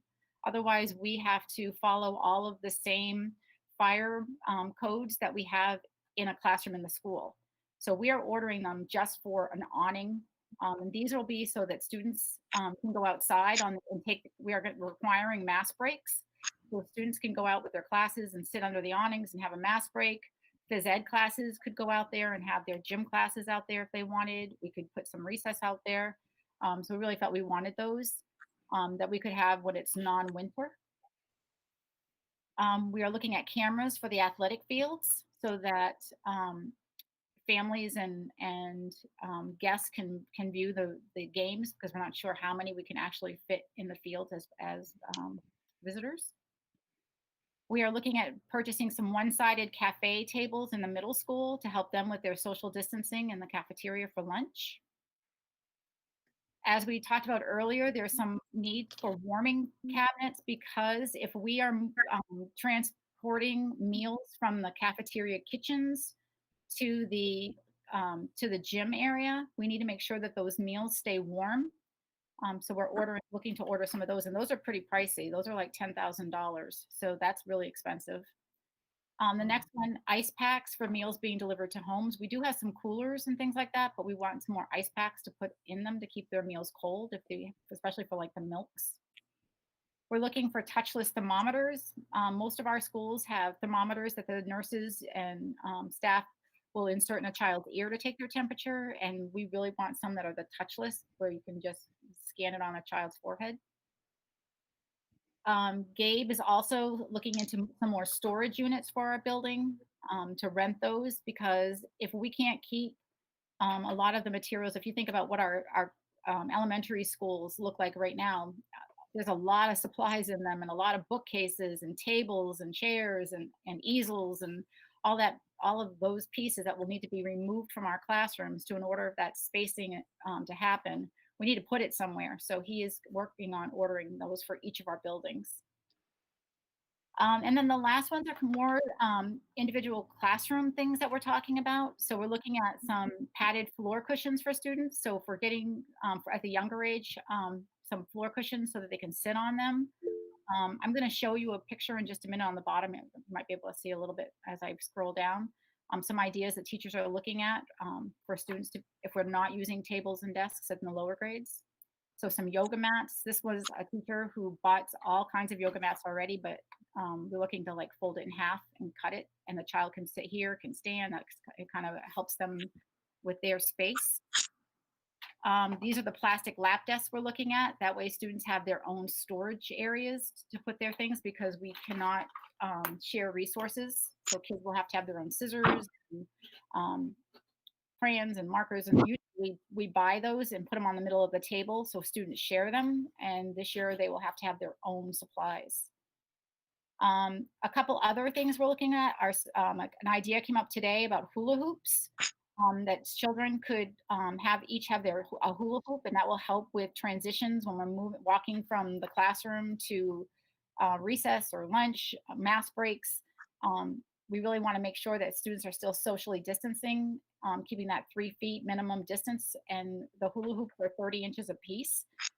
So that was an idea that came up. If we were able to get hula hoops for the kids, that would help them to maintain that distancing. And also if they're holding on to the hula hoops, they kind of have to keep their hands to themselves. The next one, lanyards. So we were thinking we could get these for all of the elementary students. That way, when they take their masks off, they're not putting them on their tables, not dropping them on the floor. They would clip them right onto to a lanyard. I think that would be a breakaway for safety, but that way they would have that. I always think about how many mittens students lose in the winter. I can imagine we may be misplacing masks if we don't have another idea. So the lanyards was one of the solutions. As Gabe mentioned, we're going to need additional desks. We're still working on how many desks we're going to need. And so that is the list that I have so far that we're working on. Any questions? Thank you, Karen. You're welcome. There are so many details to think about. I like the hula hoops. That's fun. And Pat, you had mentioned earlier that if we could share some classroom pictures, did you want me to do a little bit of sharing now, or do you want me to wait till later? If you have a couple photos now, that would be great, Karen. Okay, so I'm going to go back to my sharing. So these are some teachers who have come in to start working with me on how are we going to space out desks and what are we going to do in our classrooms. You know, when we're looking at the surveys, we had a lot of parents worried that children would be traumatized coming into our schools, and our teachers are working really hard to make these, you know, student-friendly spaces. This was an idea that just came up today that we could do these little half-gallon baskets to put on the side of the desk so students could put their water bottles in. I thought that was a really innovative idea. This is a kindergarten class that I was in yesterday. She's done a little bit more today. These again are the yoga mats with the plastic lap desks. And we walked around. You can see the tape measure in the middle of the room. I don't know if I should make this a little bit bigger so you can see it. So really working on finding how are we going to make this a 3-foot space. And then what do we have to take out of the room? So we've removed some furniture already. And again, there's that individual one. This is a first grade classroom. So I measured 3 feet distance for this one, and we are able, and we could, again, more bookcases and things could come out, and we could fit 16 to 20 desks in this room. Here's a kindergarten teacher again today. She bought all of these and really thinking about how could we socially distance for whole group instruction as well, instead of not just using padded things on the floors, but these little chairs. And this is a second grade class who she worked on socially distancing too. So some second grade idea. She removed a lot of her tables and her easels. That's great, Karen. Thank you. You're welcome. Yeah, we thought it would be helpful for you to kind of visually see what the teachers have come up with and what it looks like to be socially distancing in the classroom.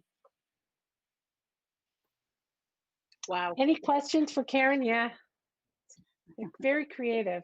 I like the little Adirondack chairs. Yeah, aren't they cute? Very cute. So if there are no questions for Karen, there's a long list, and we're trying to give you as much information as you can, so that when you're ready to make a decision, you feel well informed. So I thought that we could also update you on athletics. Of course, the members of the public are interested in what the plans are for athletics. So Nate is here to share a little bit with the work that his committee has been doing. Thanks, Pat. First thing I'll do is update everybody on the MPA. and the guidelines that the MPA has kind of set for high school athletics. So we started phase 1 of summer conditioning back on July 6th, and it was under MPA guidelines, and that was conditioning only for all of our high school athletes. That lasted for 2 weeks, went into phase 2 with a little bit more conditioning. We're currently in phase 3 right now and begin phase 4 on August 24th. The MPA released last week that fall sports will take place starting September 8th, and our first regular season game will take place on September 18th. They have not released the guidelines yet for fall sports. So we're certainly going to be working under whatever MPA guidelines and recommendations MPA has, NFHS, and Maine General. So that's essentially where we are with the MPA. Our athletic committee has worked on outlining the details for our athletes to follow during those conditioning periods.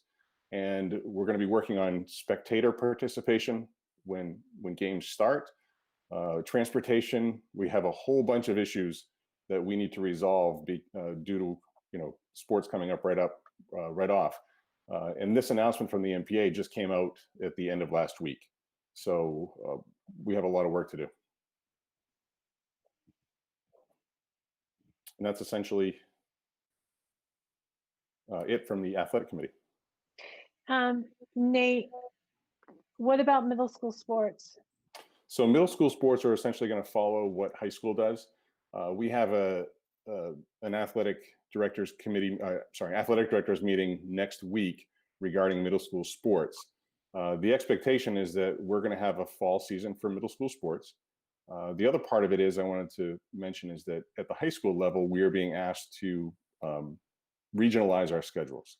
So in the past, we compete in the Kennebec Valley Athletic Conference at the high school level. We're being asked to regionalize schedules due to transportation issues that schools may be facing, so we can play opponents that are in closer proximity to us, regardless of classification and conference. So athletic directors around the state right now are working on creating pods for these regionalized schedules. And then once those pods are created, we will be able to kind of create our own schedules within those pods. Today, I spent much of the day creating our first schedules for volleyball. So we're in a pod with Messalonskee, Nokomis, Brunswick, and one other school, Coney, sorry. So we have 3 volleyball games with Coney, 2 with Brunswick, 2 with Messalonskee, and 2 with Nokomis, and 1 with Gray New Gloucester. So that's essentially our volleyball pod. And I think it might look the same for our other sports as well, where we're playing those schools multiple times, where sometimes we'd only play a couple schools multiple times. Now it looks like that's going to be our complete schedule. So with that, the MPA has also restricted or reduced the amount of games that we can play in all of our sports. So field hockey, soccer, and volleyball have been reduced to a 10-game maximum schedule with no minimum. So that means if some schools aren't able to compete in their games, there's no penalty. And in the past, if you couldn't compete in a regular scheduled MPA game, you would have to forfeit and therefore possibly give up 2 years of varsity status in that sport. So that's been waived this year as well. In football, the regular season has been reduced from 8 games to 6. And it looks like cross country and golf may remain unchanged. That's undetermined at this point. But it looks like middle school, which typically middle schools are in a regionalized section anyway. Most middle schools play in a conference where schools are in close proximity to themselves. So our middle school conference is the Capital Area League, and we play schools like Halldale, Monmouth, Winthrop, Maranacook, Richmond, schools that are in close proximity to us anyway. So that works out well for us. So that's what we're looking at. And again, we have a lot of work to do and a lot to be decided. Thank you, Nate. Nate, there was one more item. Presently, all of our fields and all of our property has been closed to members of the public. That has been a request a recommendation from our insurance company. Your committee has been thinking about opening our fields at the high school, I believe it is, for Gardner-based youth fall sports. Could you talk about that a little bit? Yeah, we talked about that as a committee last week, that the youth sports of MACD 11 students are essentially an extension of our varsity and high school level sports and middle school sports. And we felt it was necessary because a lot of those youth sports depend on the use of our fields in order for them to operate. So we thought it was necessary that we allowed Gardner Youth Sports or MSAD 11 Youth Sports to use our athletic fields, and only our fields, nothing inside, but our athletic fields beginning September 1st for practicing, and then beginning September 19th for competition. And the committee felt that those dates, based on the high school sports, we can't, at the high school level, can't have our first game until September 18th, and we didn't feel that it was right to allow youth sports to have games on our fields before high school could have games on our fields. So that's why we set those dates of September 1st and September 19th. And the teams that we're talking about specifically are? So we looked at the teams, and it looks like the teams that use our field are Gardner Youth Football, which they practice at Quimby, and they play games at the high school. So they would only be playing games at the high school. They wouldn't be practicing at the high school. Gardner Youth Field Hockey, which uses our field hockey field, because essentially it's the only field hockey field anywhere around. And it was Gardner Youth Soccer. And then after the meeting, we found out that Gardner Youth Soccer has, canceled their season. After that happened, we got a request from Gardner Fire Soccer to use our soccer field, and I put it back to the committee, and the committee voted to allow Gardner Fire Soccer to use our fields as well. Great, thank you, Nate. You're welcome. Any questions or concerns with the report from the athletic committee? I have a question. This is Nancy. Hi, Nancy. Hi, I'm trying to wrap my head around how this actually looks regarding the social distancing when you're dealing with contact sports, knowing everything that we've put into getting into the classroom. I would just like to have you speak maybe a little bit on how that is going to look so it doesn't become counterproductive for everything we're doing in the classroom, please. Okay. So Nancy, we're following all the guidelines set forth by the MPA, NFHS, which is a National Federation of High School Sports, and Maine General. We've been doing that with our conditioning phases 1 through 4. The guidelines have not been set forth yet for the start of the fall sports season. So there are a lot of parameters in place for our conditioning. We've been following all those. Athletes can only participate in pods of no greater than 10. Coaches have to be wearing masks when applicable. Athletes have to be wearing masks when applicable. We're not doing cardiovascular activities. There's no one-on-one competition right now. There's no no sort of rebounding drills or anything like that that are able to take place. I wish I had more information. I wish I had more guidance from the MPA at this point, but none of us do. So it's all speculation at this point about what that's going to look like. A lot of the talk that we have, and I participate in a couple athletic director committees that are going on around the state. And one of them is a pandemic project that we're working on. And we have guest speakers that come from all over the country. And one of the things that I brought up during our last meeting is our football players have been wearing gaiters or bibs, essentially, that they're like scarves and they can pull up. And that caught a lot of attention with a lot of those athletic directors, and some actually news reporters were asking questions about it. And so that is a possibility that our athletes may have to wear those during competition. We haven't, when I said that, nothing has been decided as of yet, but that's a possibility as well. So I wish I could give you more precise details on what that's going to look like when the season starts, but at this point we haven't had the guidance from MPA and Maine General. Thank you, Nate. You're welcome. I wanted to chime in with Nancy. Also, I've had a couple of phone calls today from community members asking the very same questions, and how are we? And I also sit on a committee with the DOE that is with the MPA as well, present. And I don't understand either when we have, if our students coming back to school, it's a requirement. The mask is a requirement. In order to be in the classroom. I understand outside is a different thing, but I would have to, I defer to the experts, I guess, but where is the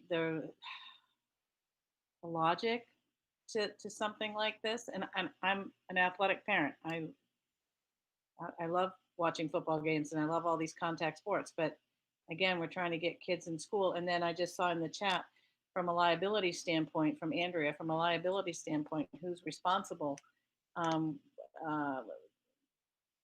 ensure that athletic organizations are following the guidelines, the CDC guidelines? And I mean, we're really adjusting our life for our students in the day program. And again, I love athletics, I love youth sports, but how does it all fit together logically? And I know a lot of kids come to school for their sport. I get that. And if they don't have their sports and those athletic events, they don't want to be there. But are we shooting ourselves in the foot? How are we going to do this? That seems to be the $6 million question. Well, who's going to answer it? Yeah, it is the $6 million question, and it's a hard one. Yeah. And I'm not pointing a finger at you, Nate. I don't think you're. No, it's above me. That question's above me. I'm just going to abide by the guidelines that are set forth by the MPA. Agreed. And in the other institutions. The logic behind it, I can't speak to, because you're right. If we're being forced to wear masks in school and stay 3 feet apart while wearing masks, and we have a lot of contact sports, that kind of negates that whole idea, doesn't it? It really does. So. But Becky, to be clear, when it comes to MSAD 11, the school board has the ability to decide whether we are going to operate an athletic department and allow for these teams to play during this pandemic. Right now, I am wanting us to receive more guidance from the Maine Principals Association. Kind of give us a little more time to see how this unfolds, see what those requirements are, make sure that we can follow those guidelines. The fact that our athletic committee has our athletic trainer, we have representation from Maine General at the table, helping our team really determine what those guidelines are, I think is beneficial. But to be clear, ultimately the board gets to make that decision. Hey, Pat. That's true. To your point, Becky, I am a big sports guy too. It's my daughter's senior year. She plays basketball, and I would like nothing more for her to have a normal senior year like everybody else. But you got to think about what, if you've got contact sports going on, and you've got bus rides, and you've got cold weather, and some of us have been in the parking lot when these buses get back from away football games. You can't see through the window because there's condensation everywhere and there's equipment everywhere, and you can't control it, period. So if you look at it from the perspective of what are we doing, what we're putting all those other students that don't play sports, for example, at risk. And I'm not an alarmist. I mean, I have my opinions personally about the pandemic and how things get spread and masks and all that good stuff. But we're sort of entrusted to make the tough decisions, and I'm with Nancy to a degree. I find it very hypocritical that we can have so many guidelines piled on us as it relates to normal operation of daily school life, and there may be, and we still have some time, right? And there's even a consideration that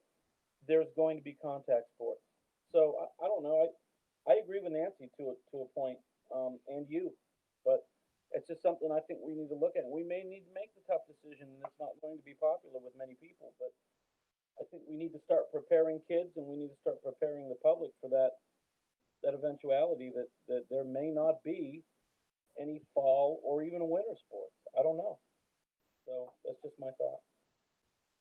Jim? I think, there we go. I'm concerned about it too. I've got a grandson that plays soccer, granddaughter that plays all of those things. And I played football myself. You come off these fields battered and bruised on occasion.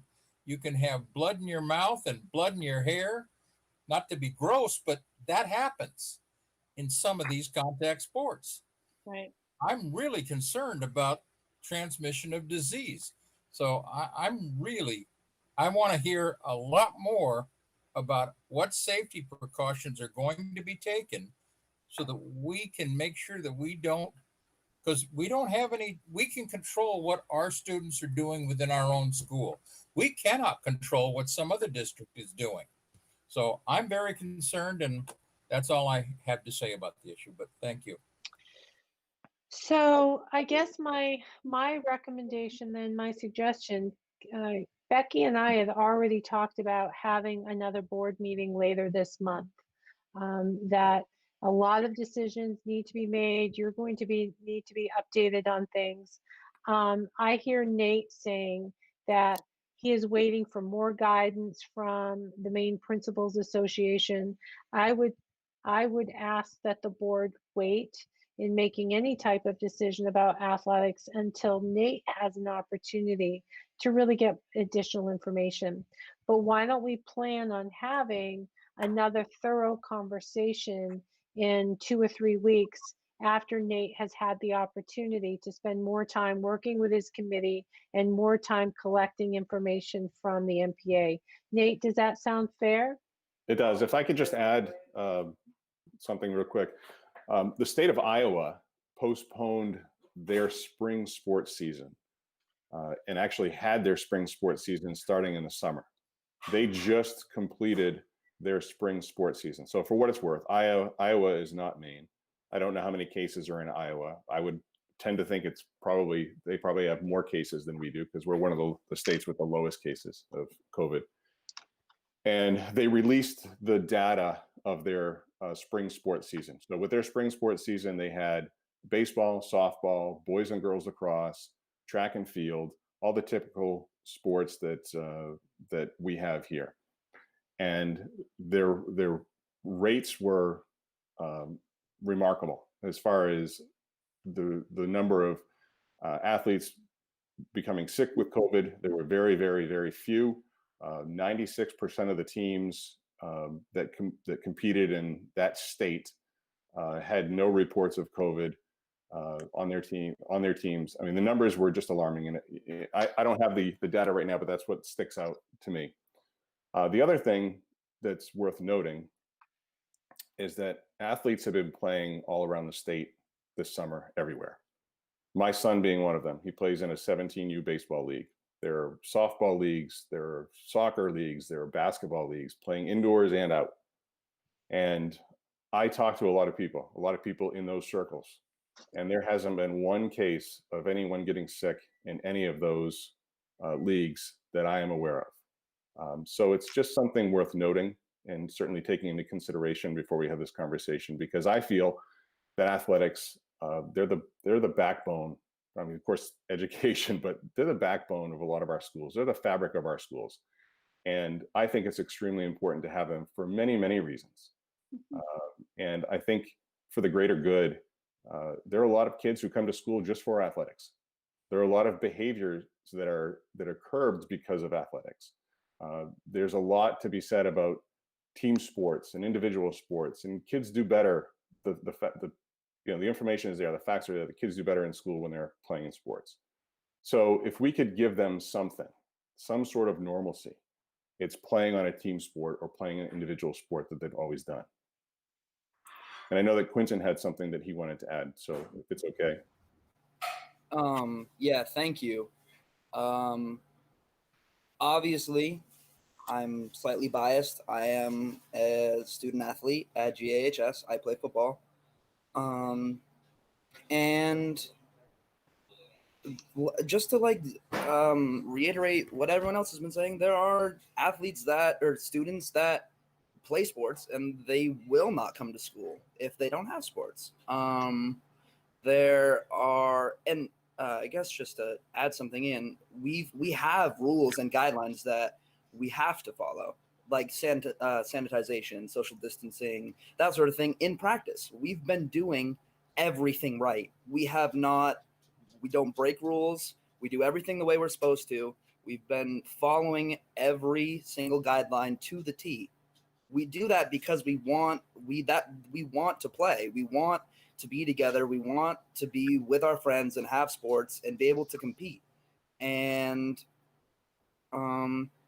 especially for some athletes we have at our school that are particularly skilled in their sports, it could affect people getting money to go to school or affecting their future entirely. And we already had our spring sport canceled. We already had our complete spring season canceled. We missed that part of our high school career. And sports are part of your high school career. They're part of what makes high school fun, what makes high school worth it at all. And above all that, past all the students, past all the teachers, past all of the faculty members of MSAD 11, sports it brings the community together. Even if it meant that, I know that at least for me and at least for the football team, I would rather play with no fans, whatever, just have referees and athletes on the field and have no one else there. We just want to play. We just want to be together, and it brings the community together too. People rally around sports. People rally around athletes. And it's lucrative. People will pay money. I guarantee you, people will pay money to watch our games if we did that live streaming or whatever else. So can I just make a recommendation? As I said, this is a conversation that requires more time and dedicated time just to this specific topic. I would encourage that the board, again, have another special board meeting, have a special board meeting in 2 or 3 weeks, and that you dedicate a good portion of that agenda to the topic of athletics, but give Nate some additional time to find out from the Maine Principals Association and the National Federation what those guidelines are. And then let's have a discussion, or you make a decision based on those guidelines. Okay? Can I just say something real quick? I agree with sports. I came from a sports family. It is it's close to the community. It brings the community together. It's the backbone for a lot of kids to go to school. What I'm going to relate this to is the AIDS epidemic and how everybody was fearful of AIDS, and the NBA, how they changed how their rules were going to be and what it looked like to be safe for them to play. I think there's a lot of things that we could explore, even if the helmets had the face shields. I think it's a great idea to table it and to think about it, because I'm an advocate for school sports. And I just think that we don't know a lot about the disease and really how it really is spread. And I think I just relate it to AIDS. Everybody was just so fearful when AIDS first came about, but there were steps that were able to be taken to safeguard so that people could still play sports. So I just wanted to throw that out there. Thank you. Thank you. Pat, very, very quick question. Are we tabling the youth decision as well? Because I know Nate would have to reply back that, hey, that's pending. It's time sensitive for them based on the dates that Nate originally gave them. So just a very quick question.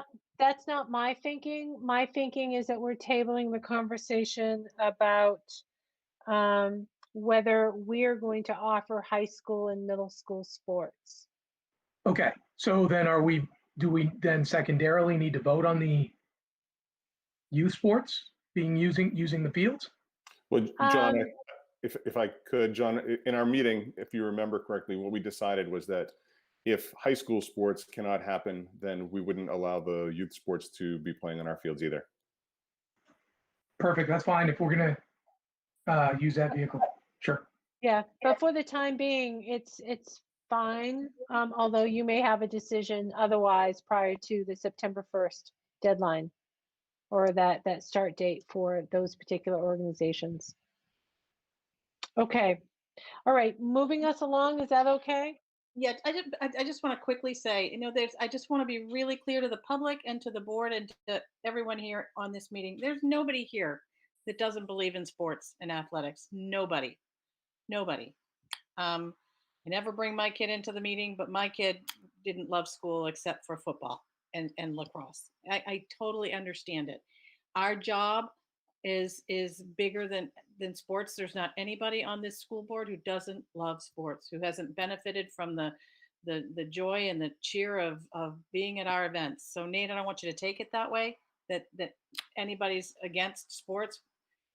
This is just the most unusual period of time we've ever found ourselves. And so we need to approach this in the same thoughtful manner that we have our academics. That's it. Right, and we have a lot of hardworking professionals on the athletic end who are also putting together plans, and just like high school principals are putting together plans to get kids back to school safely. We're doing the same thing on the athletic end to make sure that our athletes are safe when they're competing. So there will definitely be guidelines and parameters set in place to ensure the safety for all of our athletes. Great. I just wanted to be clear about that for everyone. Great.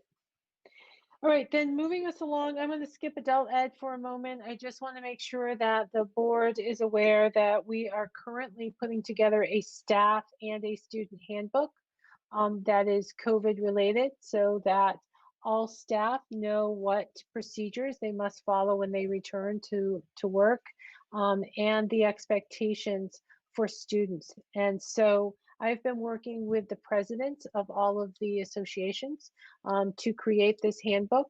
And presently the administration is looking at the student handbook. Now, it is our hope as administrators that next week I will be putting out some type of video to families, informing them of whatever decision you make this evening so that they can begin preparing.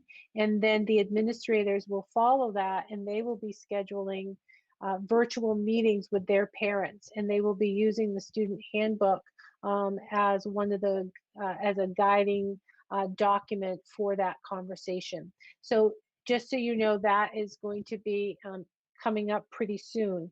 Katie Gould is on, and she is the chair of our communication committee. Katie, can you provide any update on what else you are all doing to ensure proper communication and adequate communication with our families?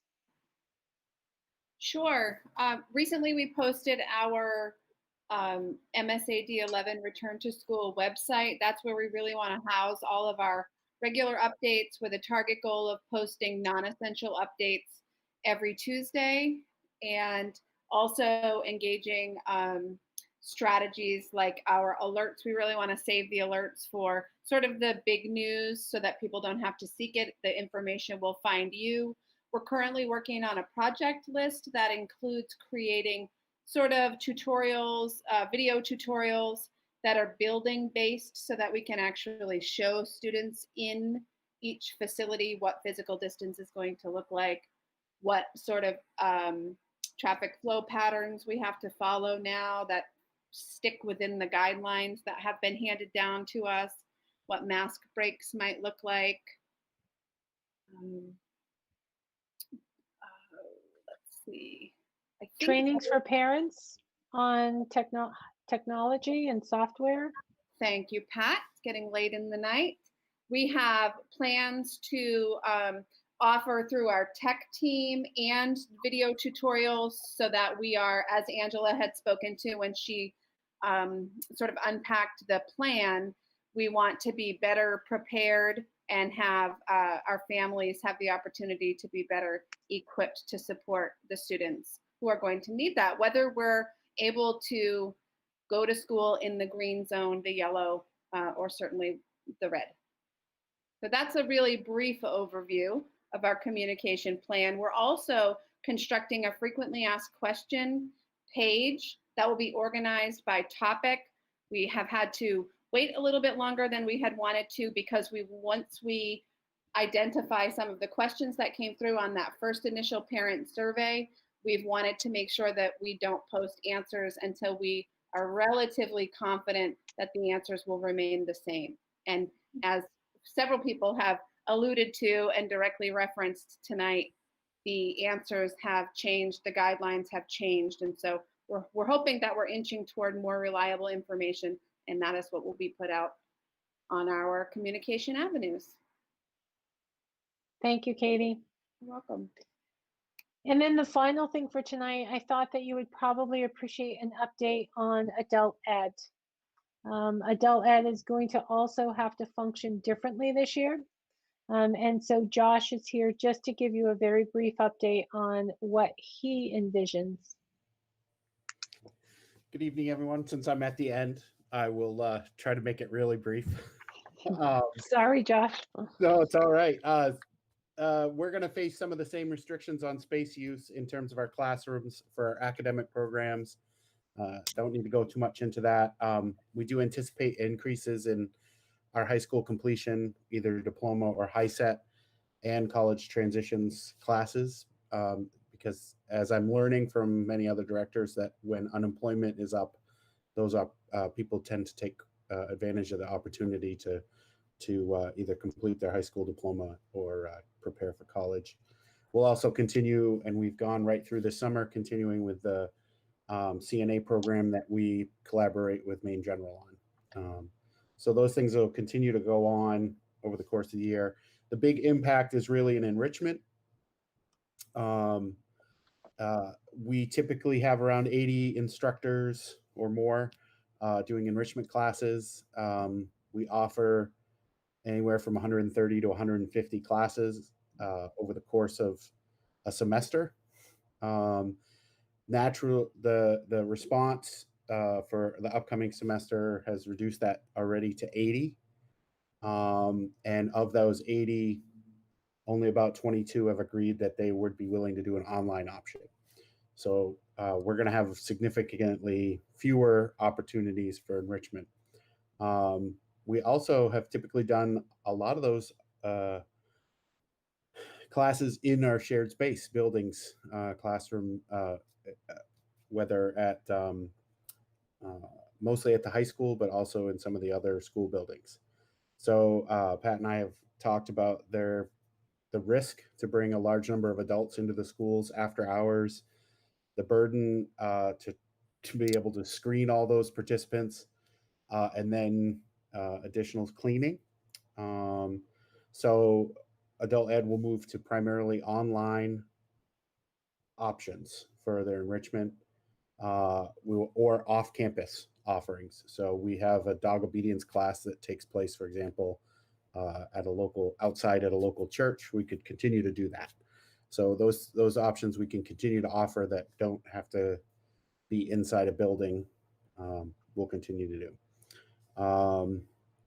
This has some implications. We typically do a brochure and a large mailing each semester. And right now it looks, none of the other directors in Kennebec County in adult ed are actually printing a brochure this year, because we're talking anywhere from a $4,000 to $7,000 investment, and enrichment is gone down. The numbers are down, so we're not going to be able to.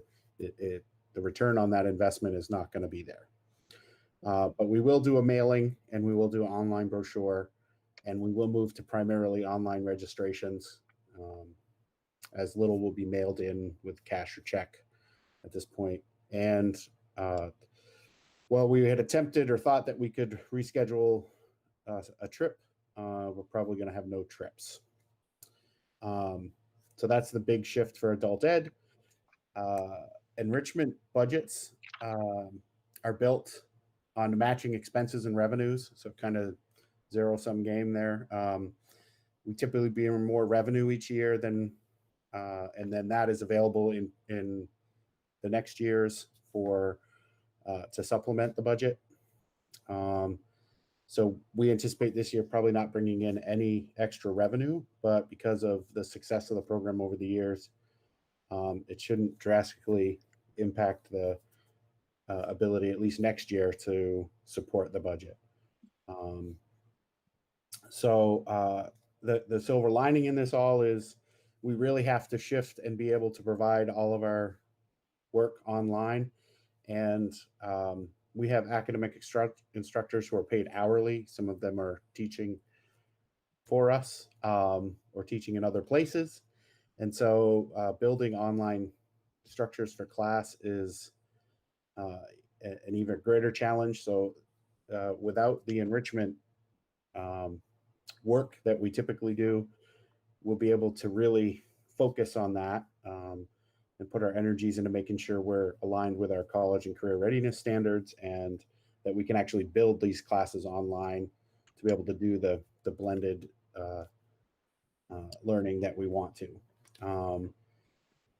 And alongside that, we'll be continue to participate in the whole return to school effort. So I try to help as much as I can with Katie on the communications committee. Probably saw me in the video.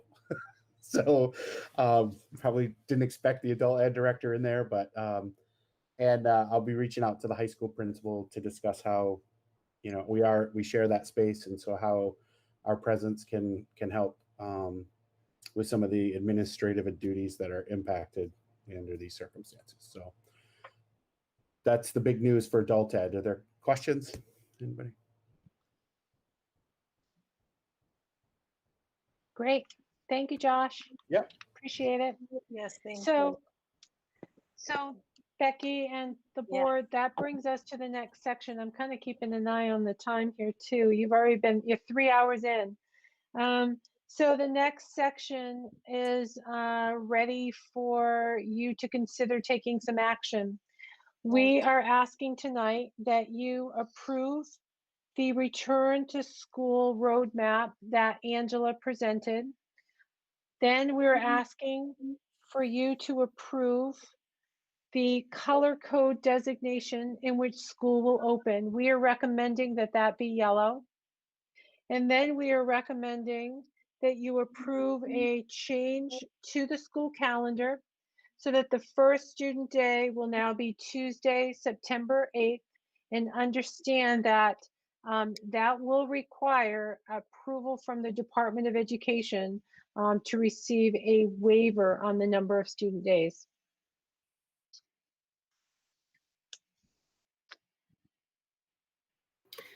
I don't mind saying, Pat and your team and everyone in the committees, I appreciate all this work and all this information. So I'm glad to offer the first recommendation that we accept the return to school learning model and return in the stage of yellow as my motion. Second. Okay. I'd second that. So we have, thank you. We already had a second with Tony, but thank you. I'm glad to know you supported as well. Yep. Pat, would you mind calling the roll? Just real quick, do we vote on those individually? That is entirely up to you. The motion was made as one, but if you want it to be two separate motions, that's okay if Alyssa is willing to modify her motion. I don't mind doing that if that helps people. So we can start with the motion then for the return to school plan as displayed by the team today. Thank you. Okay. And Tony, you're okay with that changing? Okay. All right. Then that's the roll call I will start with. Okay. Is there going to be can there be any discussion at all, or are we done with that? Yes. Yep. No, you're welcome. Sorry to any discussion. So we're talking about the learning model that Angela walked you through. No, I'm good. I have something to discuss about the yellow and the green, so I'll wait. Okay. Perfect. Thank All you. right. So Becky Fless, Yay. Veronica Babcock, Yay. Nancy Fortier Brown, Yay. Theresa Gorette, Yay. Jim Lothridge, Yay. Nicole Madore, Yay. Matthew Marshall, Yay. Patrick Saucier, Yay. Alyssa Tracy, Yay. John Umland, Yay. Tony Veet, Yay. Quentin Martin. Yay. Okay, great. So then the next item that we need a motion is we are requesting that you make a motion to approve us opening in the yellow color code designation. I make a motion that we open in the approved color code of yellow as was requested by the superintendent and the group. I'll second that. Okay, I heard Nancy on that one. And then there were questions or comments. Yeah, this is Matt. I just wanted to make a quick comment. You know, frankly, I think a lot of people will be disappointed that we're not starting in green. I would really love to be able to do that, but you know, frankly, I think starting in yellow is for as far as starting in yellow is really a smart play, just because we may get there eventually anyway, and it's probably really important early on in the school year to see what yellow looks like, right? So we're not jumping right into it after we've only been in green for 3 weeks. So I think starting in yellow was really actually a smart play, whether you know, because we could start in green, I suppose, if we wanted to, but I think starting in yellow is really a good thing.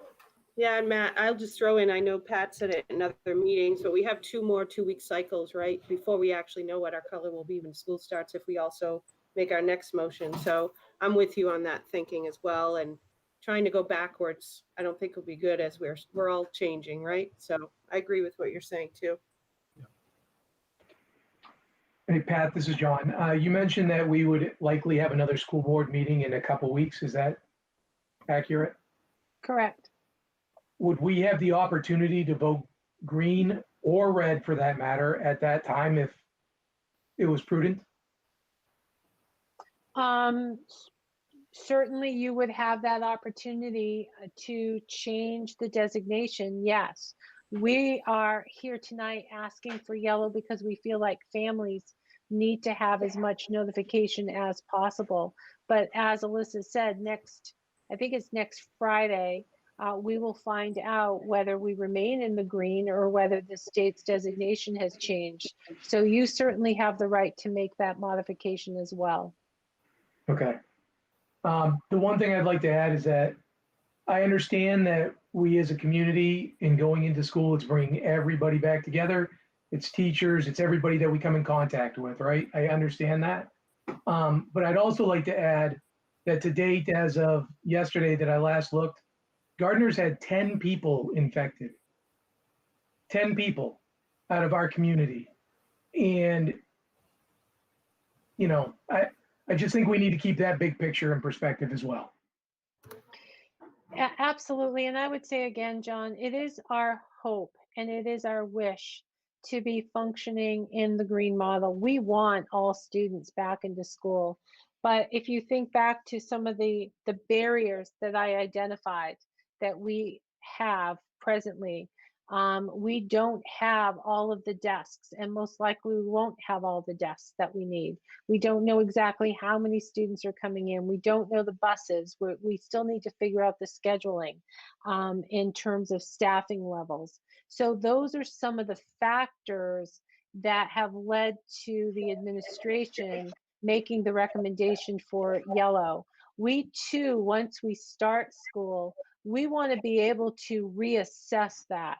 And we hope to be able to move into green in the future. We just want to be cautious first. Those guidelines have to be abided by. And we want to give ourselves and the students the opportunity to work through all of the plans that we've developed. People are working really hard behind the scenes to make sure that our systems are in place. But inevitably, we will have forgotten something, or something didn't occur to us, and there will be changes that will have to be made and adjustments throughout. So that is why we're requesting that we begin in yellow now. But our ultimate goal is to get to green, just like it is for many of you. And I thoroughly appreciate that, Pat. I wasn't trying to minimize anybody's work or anybody's efforts in my comments, but I'm also just wanting to remind everybody where we are as a community as well. And No, I do appreciate and think I think it is prudent to open up in yellow. I agree with Matt and echo, both Matt and Alyssa's comments, that this is prudent, but, again, we've had 10 positive cases. Right. Hey, Pat, I have one more question when I get a chance. Sorry, I saw Nicole. Could Nicole go? She hasn't had a chance to speak yet tonight. Thanks, Pat. That's fine. I just had two questions for clarity purposes for our communities around the planning for the yellow stages there.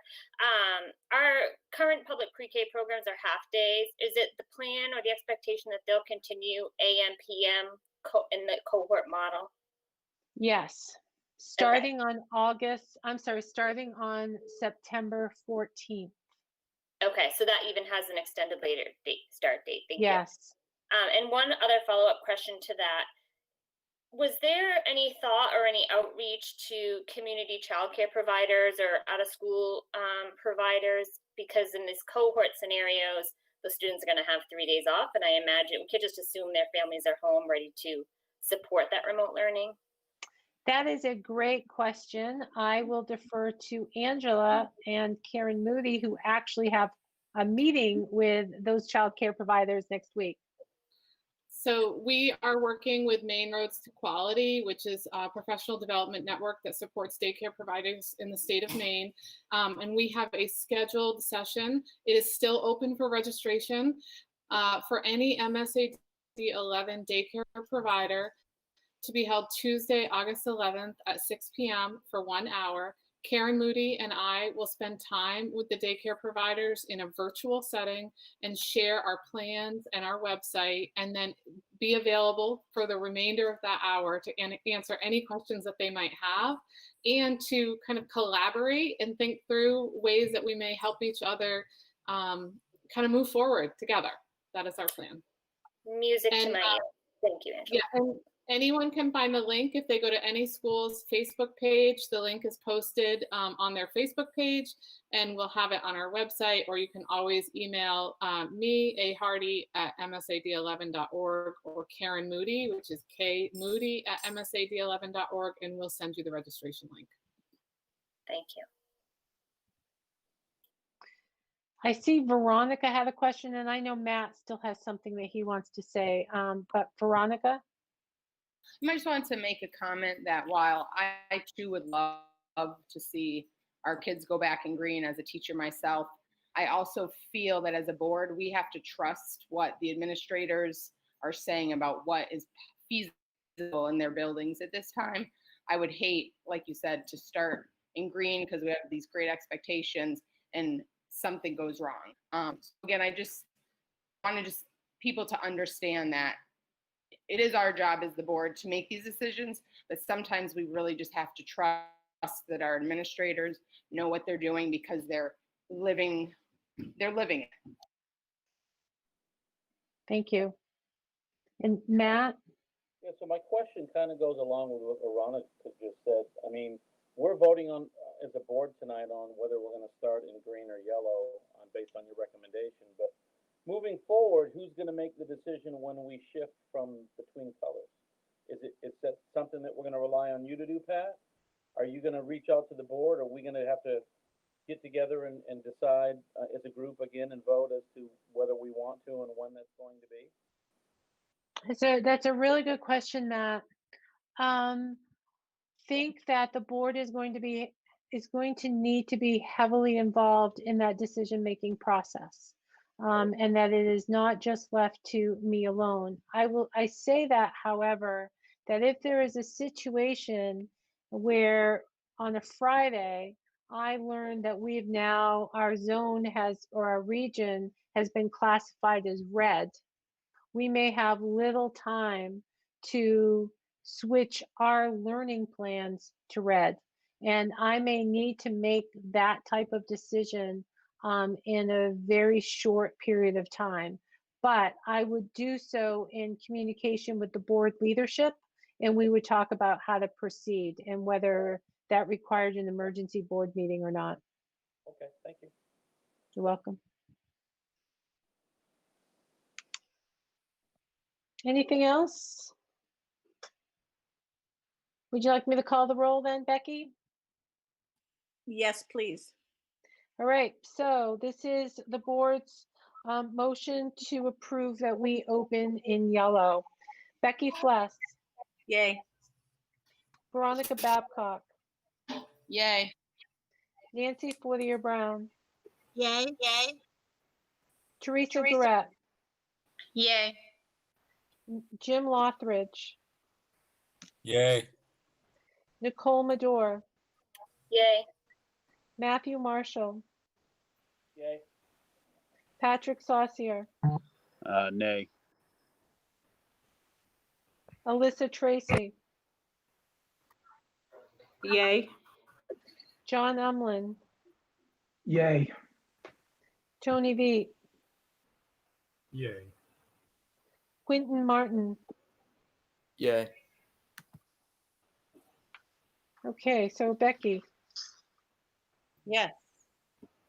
that is 1, 2, 3, 4, 10 to 1. Yes. Do you want me to move on to the next item? I do. Okay, so the next item is a request to modify change the first day of school from August 31st to September 8th. And I will share with the board that I have been working with the regional superintendents to make this decision, and all of the other school districts who send students to the capital area tech are also recommending to their boards that the start date change to September 8th. So I would need a motion for that if you approve it. I make a motion to approve the start of school for September 8th. Second. Second. Tony? Discussion? Is it okay if I call the Yes, roll okay. then? Yep, I was just Okay. gonna see if people were gonna say anything. So Becky Fless, Yay. Veronica Babcock, She's raising her thumb. I see a thumbs up, okay. Yay. Sorry. Nancy Fortier Brown, Yay. Theresa Gorette, Yay. Jim Lothridge, Yay. Nicole Medore, Yay. Matt Marshall, Yay. Patrick Saucier, Yay. Alyssa Tracy, Yay. John Umland, Yay. Tony Veet, Yay. Quentin Martin. Yay. Okay, great.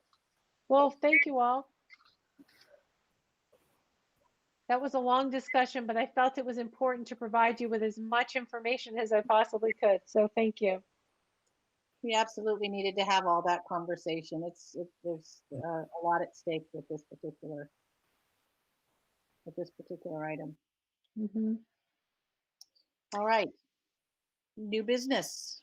All right, new business. I'm going to ask Alicia if she would speak to the board. This is about the creation of a new special ed teacher position at the Helen Thompson School.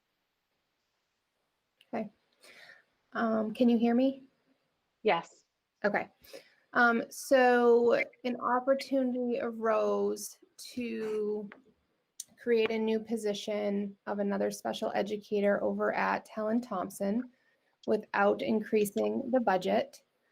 So the additional special ed teacher will support the current teacher and also keep caseloads across the elementary schools equitable, giving about each special educator around 15 students. And remember to keep in mind that points of contact are capped at 35.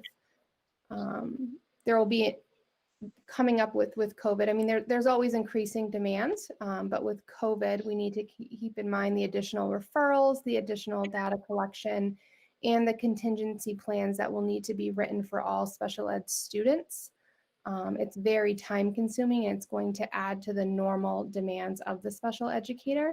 So we're hoping to have the additional supports over at HT. Also, I guess I would add, Alicia, as a reminder that last year the school board engaged the district management group in a 2-year contract, and they looked at how we were utilizing our resources, and they suggested that when we were able to, through attrition, have openings with our ed techs to reduce the number of ed techs because they thought we were ed tech heavy. And instead, we were really low in the number of professional staff that we had. So they were recommending that we make that shift. So this is an example where we can eliminate 2 ed tech positions and turn it into a professional position. And so it will really help equalize, as Alicia said, better equalize the caseloads and the point of contacts across all of our elementary schools. And we do expect to see an influx in the number of referrals for our special needs students, given that we had students out of school for so long last spring. So it will help cover that influx should it occur.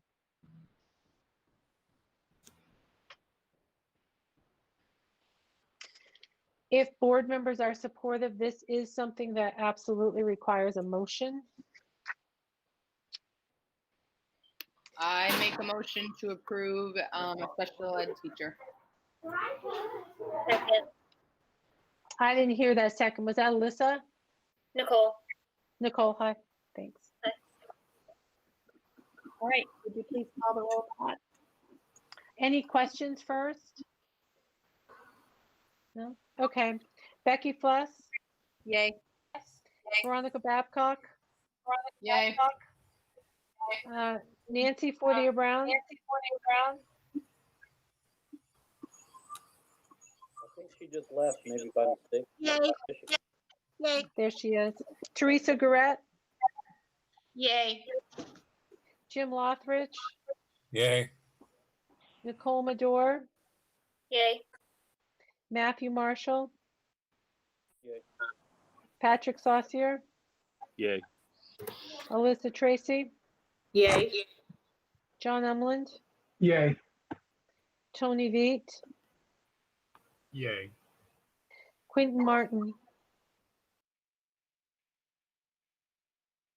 Quentin, are you still there? I think I saw him jump offline, but Okay. All right. Thank you. All right. That's unanimous. Great. So Becky, your report. Yes, my report. First, update on the status of Hopefield. We received public notice of interest to file on July 27th. MSAD 11 Gardner High School, Chad Kempton principal at 40 West Hill Road is intending to file a stormwater law permit application with the Department of Environmental Protection, which is the permitting that we've been waiting for such a very long time. It is now in the a request for public hearing or a request that the Board of Environmental Protection assume jurisdiction over this application must be received in writing no later than 20 days after the application. So that process is now happening. I have no idea in this particular climate what's what's going to happen with our turf field, but what I can assure everyone in the public is that when it proceeds, it will be done legally and we will have our permits. So that's really a relief. And I look forward to whatever comes next when we have time to focus on that. Anybody have any questions or comments or anything they want to make around that? Great. Having none, future school board meetings, in person or virtual? Up for a discussion. Becky? Yes. I find that it's helpful for you to maybe first kind of share the pros and cons. You talked about that a little bit in the regional meeting last night. Would you do that to set the stage for the conversation? I'd be happy to. I too miss being in person. It's really nice to see everyone. We have a great climate, a great collegial relationship on our board. We function very well as school boards go. And I have experience with my volunteering at Maine School Boards Association with knowing that our school board's a pretty healthy one. So I miss that. I miss being in person together. However, what I have noticed, and I watch it pretty rigorously, is that we have such a great viewership now. People in the month of April, 400 and some watched our board meetings. And then during the pandemic, we've had really good viewership of our meetings. And I think that's really, really important. I think that the public often thinks that we operate in secret, and we don't. This has been an opportunity for people to watch and see that we really are not being secretive in any way. I also think that as we think about what it would take for us to do a really great job, Terry has always been willing to sit with her tripod and her video camera, and I'm so grateful for that. What it would take for us to meet right now in person, it would mean for all of us to be wearing masks and for us to be having Terry videotape us. What I know is people have a very hard time understanding us when we wear masks, and our room is not really well suited for that. We have done the budgeting or what it would cost to make our boardroom live stream capable and ready. My understanding is it's around $25,000 or $30,000. And in the past, when we've talked about that, we've, as a board, wanted to keep as many dollars for kids in the classroom as we possibly could. So that's my perspective. I like it that we're being seen. I like it that the public is seeing us, and that they're seeing us have all these conversations. But I also enjoy meeting in person. So it's a balancing act for me of knowing that we're here for kids, but that it's really important that the public understands and sees us do our work. So I'd like to open it up for other board members, your feelings and your thoughts.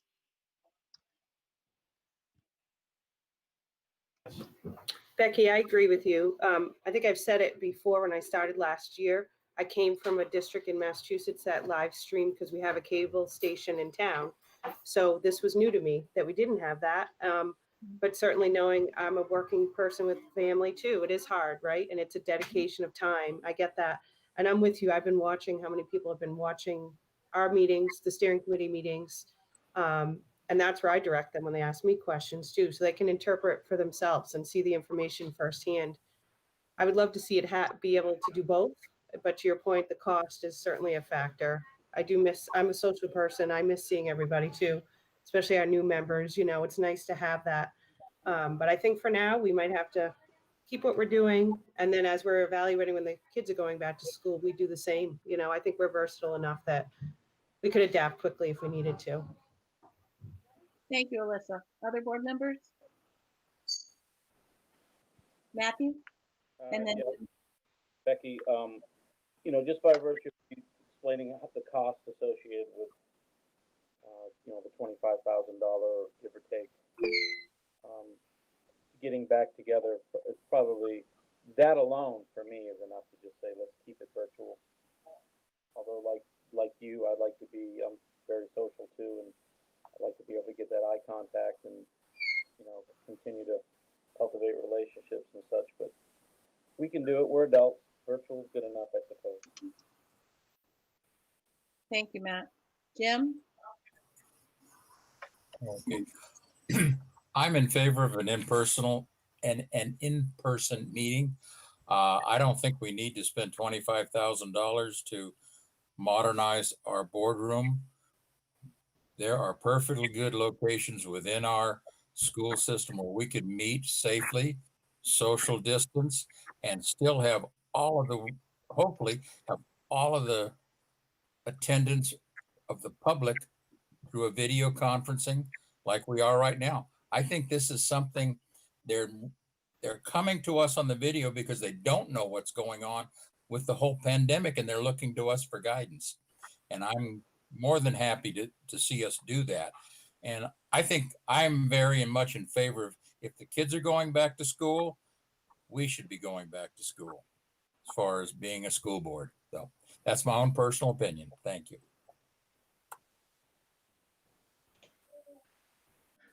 This is John. Whether we go in person or virtual, I'm fine either way. Just let's not do it in the high school gym again, because it's very difficult to hear in there already. You add masks or social distancing and forget about it.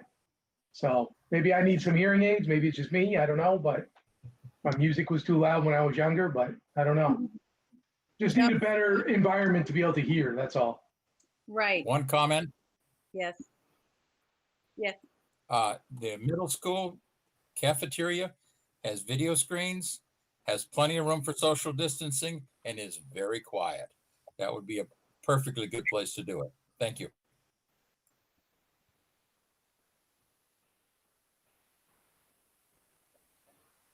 Other board members? Is it going to add another level of sanitation in any way if we start meeting in a school facility? It is. Yes. Yes.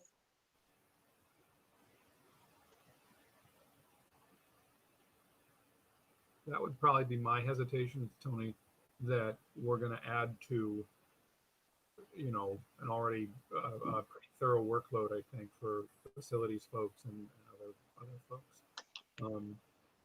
I could go either way. I think there's a lot of value in the in-person meeting. Just it's richer in a lot of ways. Like Matt said, I think we're all adults and we can just grind through this. So I'm open to be flexible and certainly to, make that statement that we are willing to do that. I think, makes sense. But I would tend to say, let's stay virtual so we don't add to a workload. If we do move to in person, let's do that judiciously. I wouldn't say let's just go back to 2 meetings a month in the buildings and whatever, that'll be fine. Yeah, I would say let's put it on a spectrum and stay towards the virtual side, and then add it in as information warrants. Thank you, Tony. Becky, in the beginning of our board meeting tonight, didn't you make a statement about public meetings? So in this conversation, is that just referring to board members only? And your statement in the beginning was around the public joining, or are we bound to any type of COVID requirements around that? So the law currently allows us to host these meetings virtually due to the governor's executive order. Yes.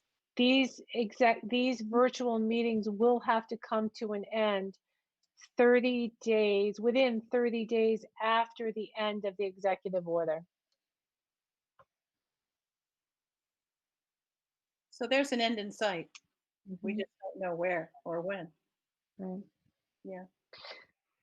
So yeah, I'm keeping an eye on the clock. It's just about 9 o'clock. I think your policy, I think you've exceeded the amount of time in a meeting per your policy. And we still have a couple more things to do. I'm not sure if I'm clear on the direction here for the board meeting. So I'm wondering if we should take a vote or do a thumbs up or a thumbs down. I think maybe a vote. How about an unofficial vote? I'll just call your name. That way, so if you want to remain virtual, say yay. If you do not want to remain virtual, say nay. How's that? That's so great. Becky Fless. Yay. Veronica Babcock. Nay. Nancy Fortier Brown. Yay. Theresa Gorette. Yay. I'm sorry, I didn't catch that. Yay. Thank you. Jim Lothridge. Nay. Nicole Madore. Yay. Matthew Marshall. Yay. Patrick Saucier. Yeah. Alyssa Tracy. Yay. John Umland. Yay. Tony V. Yay. Okay, so we had 2 nays, the rest were yay, so we stay virtual for a while longer. But certainly we can revisit this again. So And sounds good. And we should revisit it as things evolve and we know more. I think that's, yeah. All right. New school board orientation. We have oriented 2 and we have 1 left. And hopefully we're going to get with Nicole next week. I'll be in touch. I've been a little busy, Nicole, with some other things, and I'm out of town for a couple days, but I will email you and we'll get something on the calendar next week. No problem. Same. Thank you. And school board committee assignments. I am dabbling with the Google Docs, and I had a Google Doc failure. I sent you all the committee. I sent you all your new assignments through Google Docs and failed to give you permission to look at it. So it's just that thing that's dangling there. I will resend it. I thought I was so cool figuring out Google Docs. I did figure out step 1. I need to go into steps 2 and 3. So baby steps, baby steps. You're doing good. I love your honesty, Becky. You're so good. Oh, well. So I will send out those committee assignments, and I hope you like them. And if you don't, feel free to complain, and I will listen. But I tried to use the gifts that I thought you all possessed, and I hope that works. So I will say, actually, Matt, I'll say this publicly, Matt, you might like this. I'm asking you to be the chair of curriculum. Oh boy, thank you. Sure. That was one of my, if you remember, I wanted to be a little bit more curriculum savvy. So, I know. And you keep telling me how much you love what Angela's doing. So I thought, you know what? Let's I give wrote down on a note right here, Angela, remarkable job, and I needed to mention it, so thank you for reminding me. Excellent. So I'm glad that meets with your approval. But I will resend that out and give you all permission to look at it, and that's all I've got. Pat? I do not have anything. I've spoken enough. And look at that. There's no executive session. But you're skipping public comment, and we do have 1 public comment. I'm not skipping it. I was getting there. Oh, Guys, well. we have the same one? Probably I will read it for the public. Is that fine? That's fine. So we received 1 public comment around 7 o'clock. It's from Becky Duca. Becky Duca is a teacher at the Riverview School. And so she wrote to the school board, said, "Good evening. I heard that it was mentioned that all teachers in the grade level will come to an agreement on what will be taught this year. This sounds restrictive on K-5 teachers, especially on teachers that have been working this summer on moving their curriculum online. A lot of teachers will have spent time thinking about how to teach online as well as in the classroom and creating resources to implement these methods. Different teams work in different ways and use different methods for teaching the same concepts. Each of the K-5 buildings moved forward in different ways last year, and they may have prioritized different topics. I think since each K-5 building prioritized different concepts, it would make it difficult to make a district-wide plan for what each of these grades should do in the fall. It seems it would be more effective to come together in building-based teams to make a plan instead of the district." So I would turn to Angela and ask if Angela could respond? Certainly. Thank you. One of the statements that Becky made was that different teams come together to use different methods to teach similar concepts. That was one core aspect of her comment, and that is true, and that will continue. What I said is that we will agree on what are the core essential concepts that are core to that grade level as defined by our state standards. What we will likely find true is that most of the teachers can come to agreement on that because they've been working with those standards for quite a long time. Part of the issue of differentiation across buildings is because we haven't had curriculum at the district level in our district for a while. We will be moving forward with that in math, and that was co-created by teachers too. So I'm not entirely, I recognize the concern around the statement that might have impeded autonomy, but I in no way, shape, or form would be prescribing in any way a method by which teachers reach those concepts. Teachers can select texts that reach those concepts that can be different by building. Teachers can elect to use a project-based model, or they can elect to use a more Socratic method. They can use different methods and different resources to achieve the same ends. But we all share these students, and they all need to go into the middle school at some point in time, and they need to have a core strong foundation. And in order to get to those equitable outcomes, we will have some consensus in some areas on those core concepts. This is just an opportunity to do this where teachers get to sit in a room using a framework and make those decisions together rather than someone at the central office deciding for them. So we'll use the state standards, and we'll use a process that teachers can work collaboratively to come to those agreements. But in no way will I impede any teacher's ability to use their strengths to reach the needs of their own students in their own classroom. I definitely want to make sure that we have a teacher at Pittston that attends to her students in a very unique and special way, and a different teacher at Riverview can do that in his or her special way. And that's something that we should be really proud of in our district. I hope that's at least somewhat responsive to what was addressed, and I'll certainly follow up with her individually to see if I understood that to be the way that she framed the statement, and ask what else I can offer to better understand the situation. Great. Thank you, Angela. That's all we have, Becky and the board. You're muted. All this trying to be quiet kills me. I have one last thing, and that is that all of the work that was done on the turf permitting process was donated to us by Black Diamond Consulting. And I need to say thank you publicly to them for all the many hours and revisits that they did for us to help be a part of this project. And I know that they're interested in helping us go forward, and I'm just really grateful for that. It's really wonderful to live in a small community where people pull together to help us reach our dreams and our goals. So I just wanted to say thank you to Christian and Black Diamond Consulting. It's hard to say that one time. And that's it. Thank you all so much.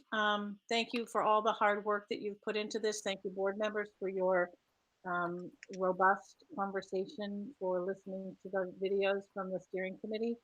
Thank you to the public for sticking with us for 3 hours and 6 minutes. That's a testament to something. And we appreciate all of your support and throughout the community for our kids and for our staff. And we'll be in touch soon. Thank you. Good night. Good night, everyone. Thank you, Pat. Great job. Yeah. Thank you. Thank you. Good night, everyone. Thank you.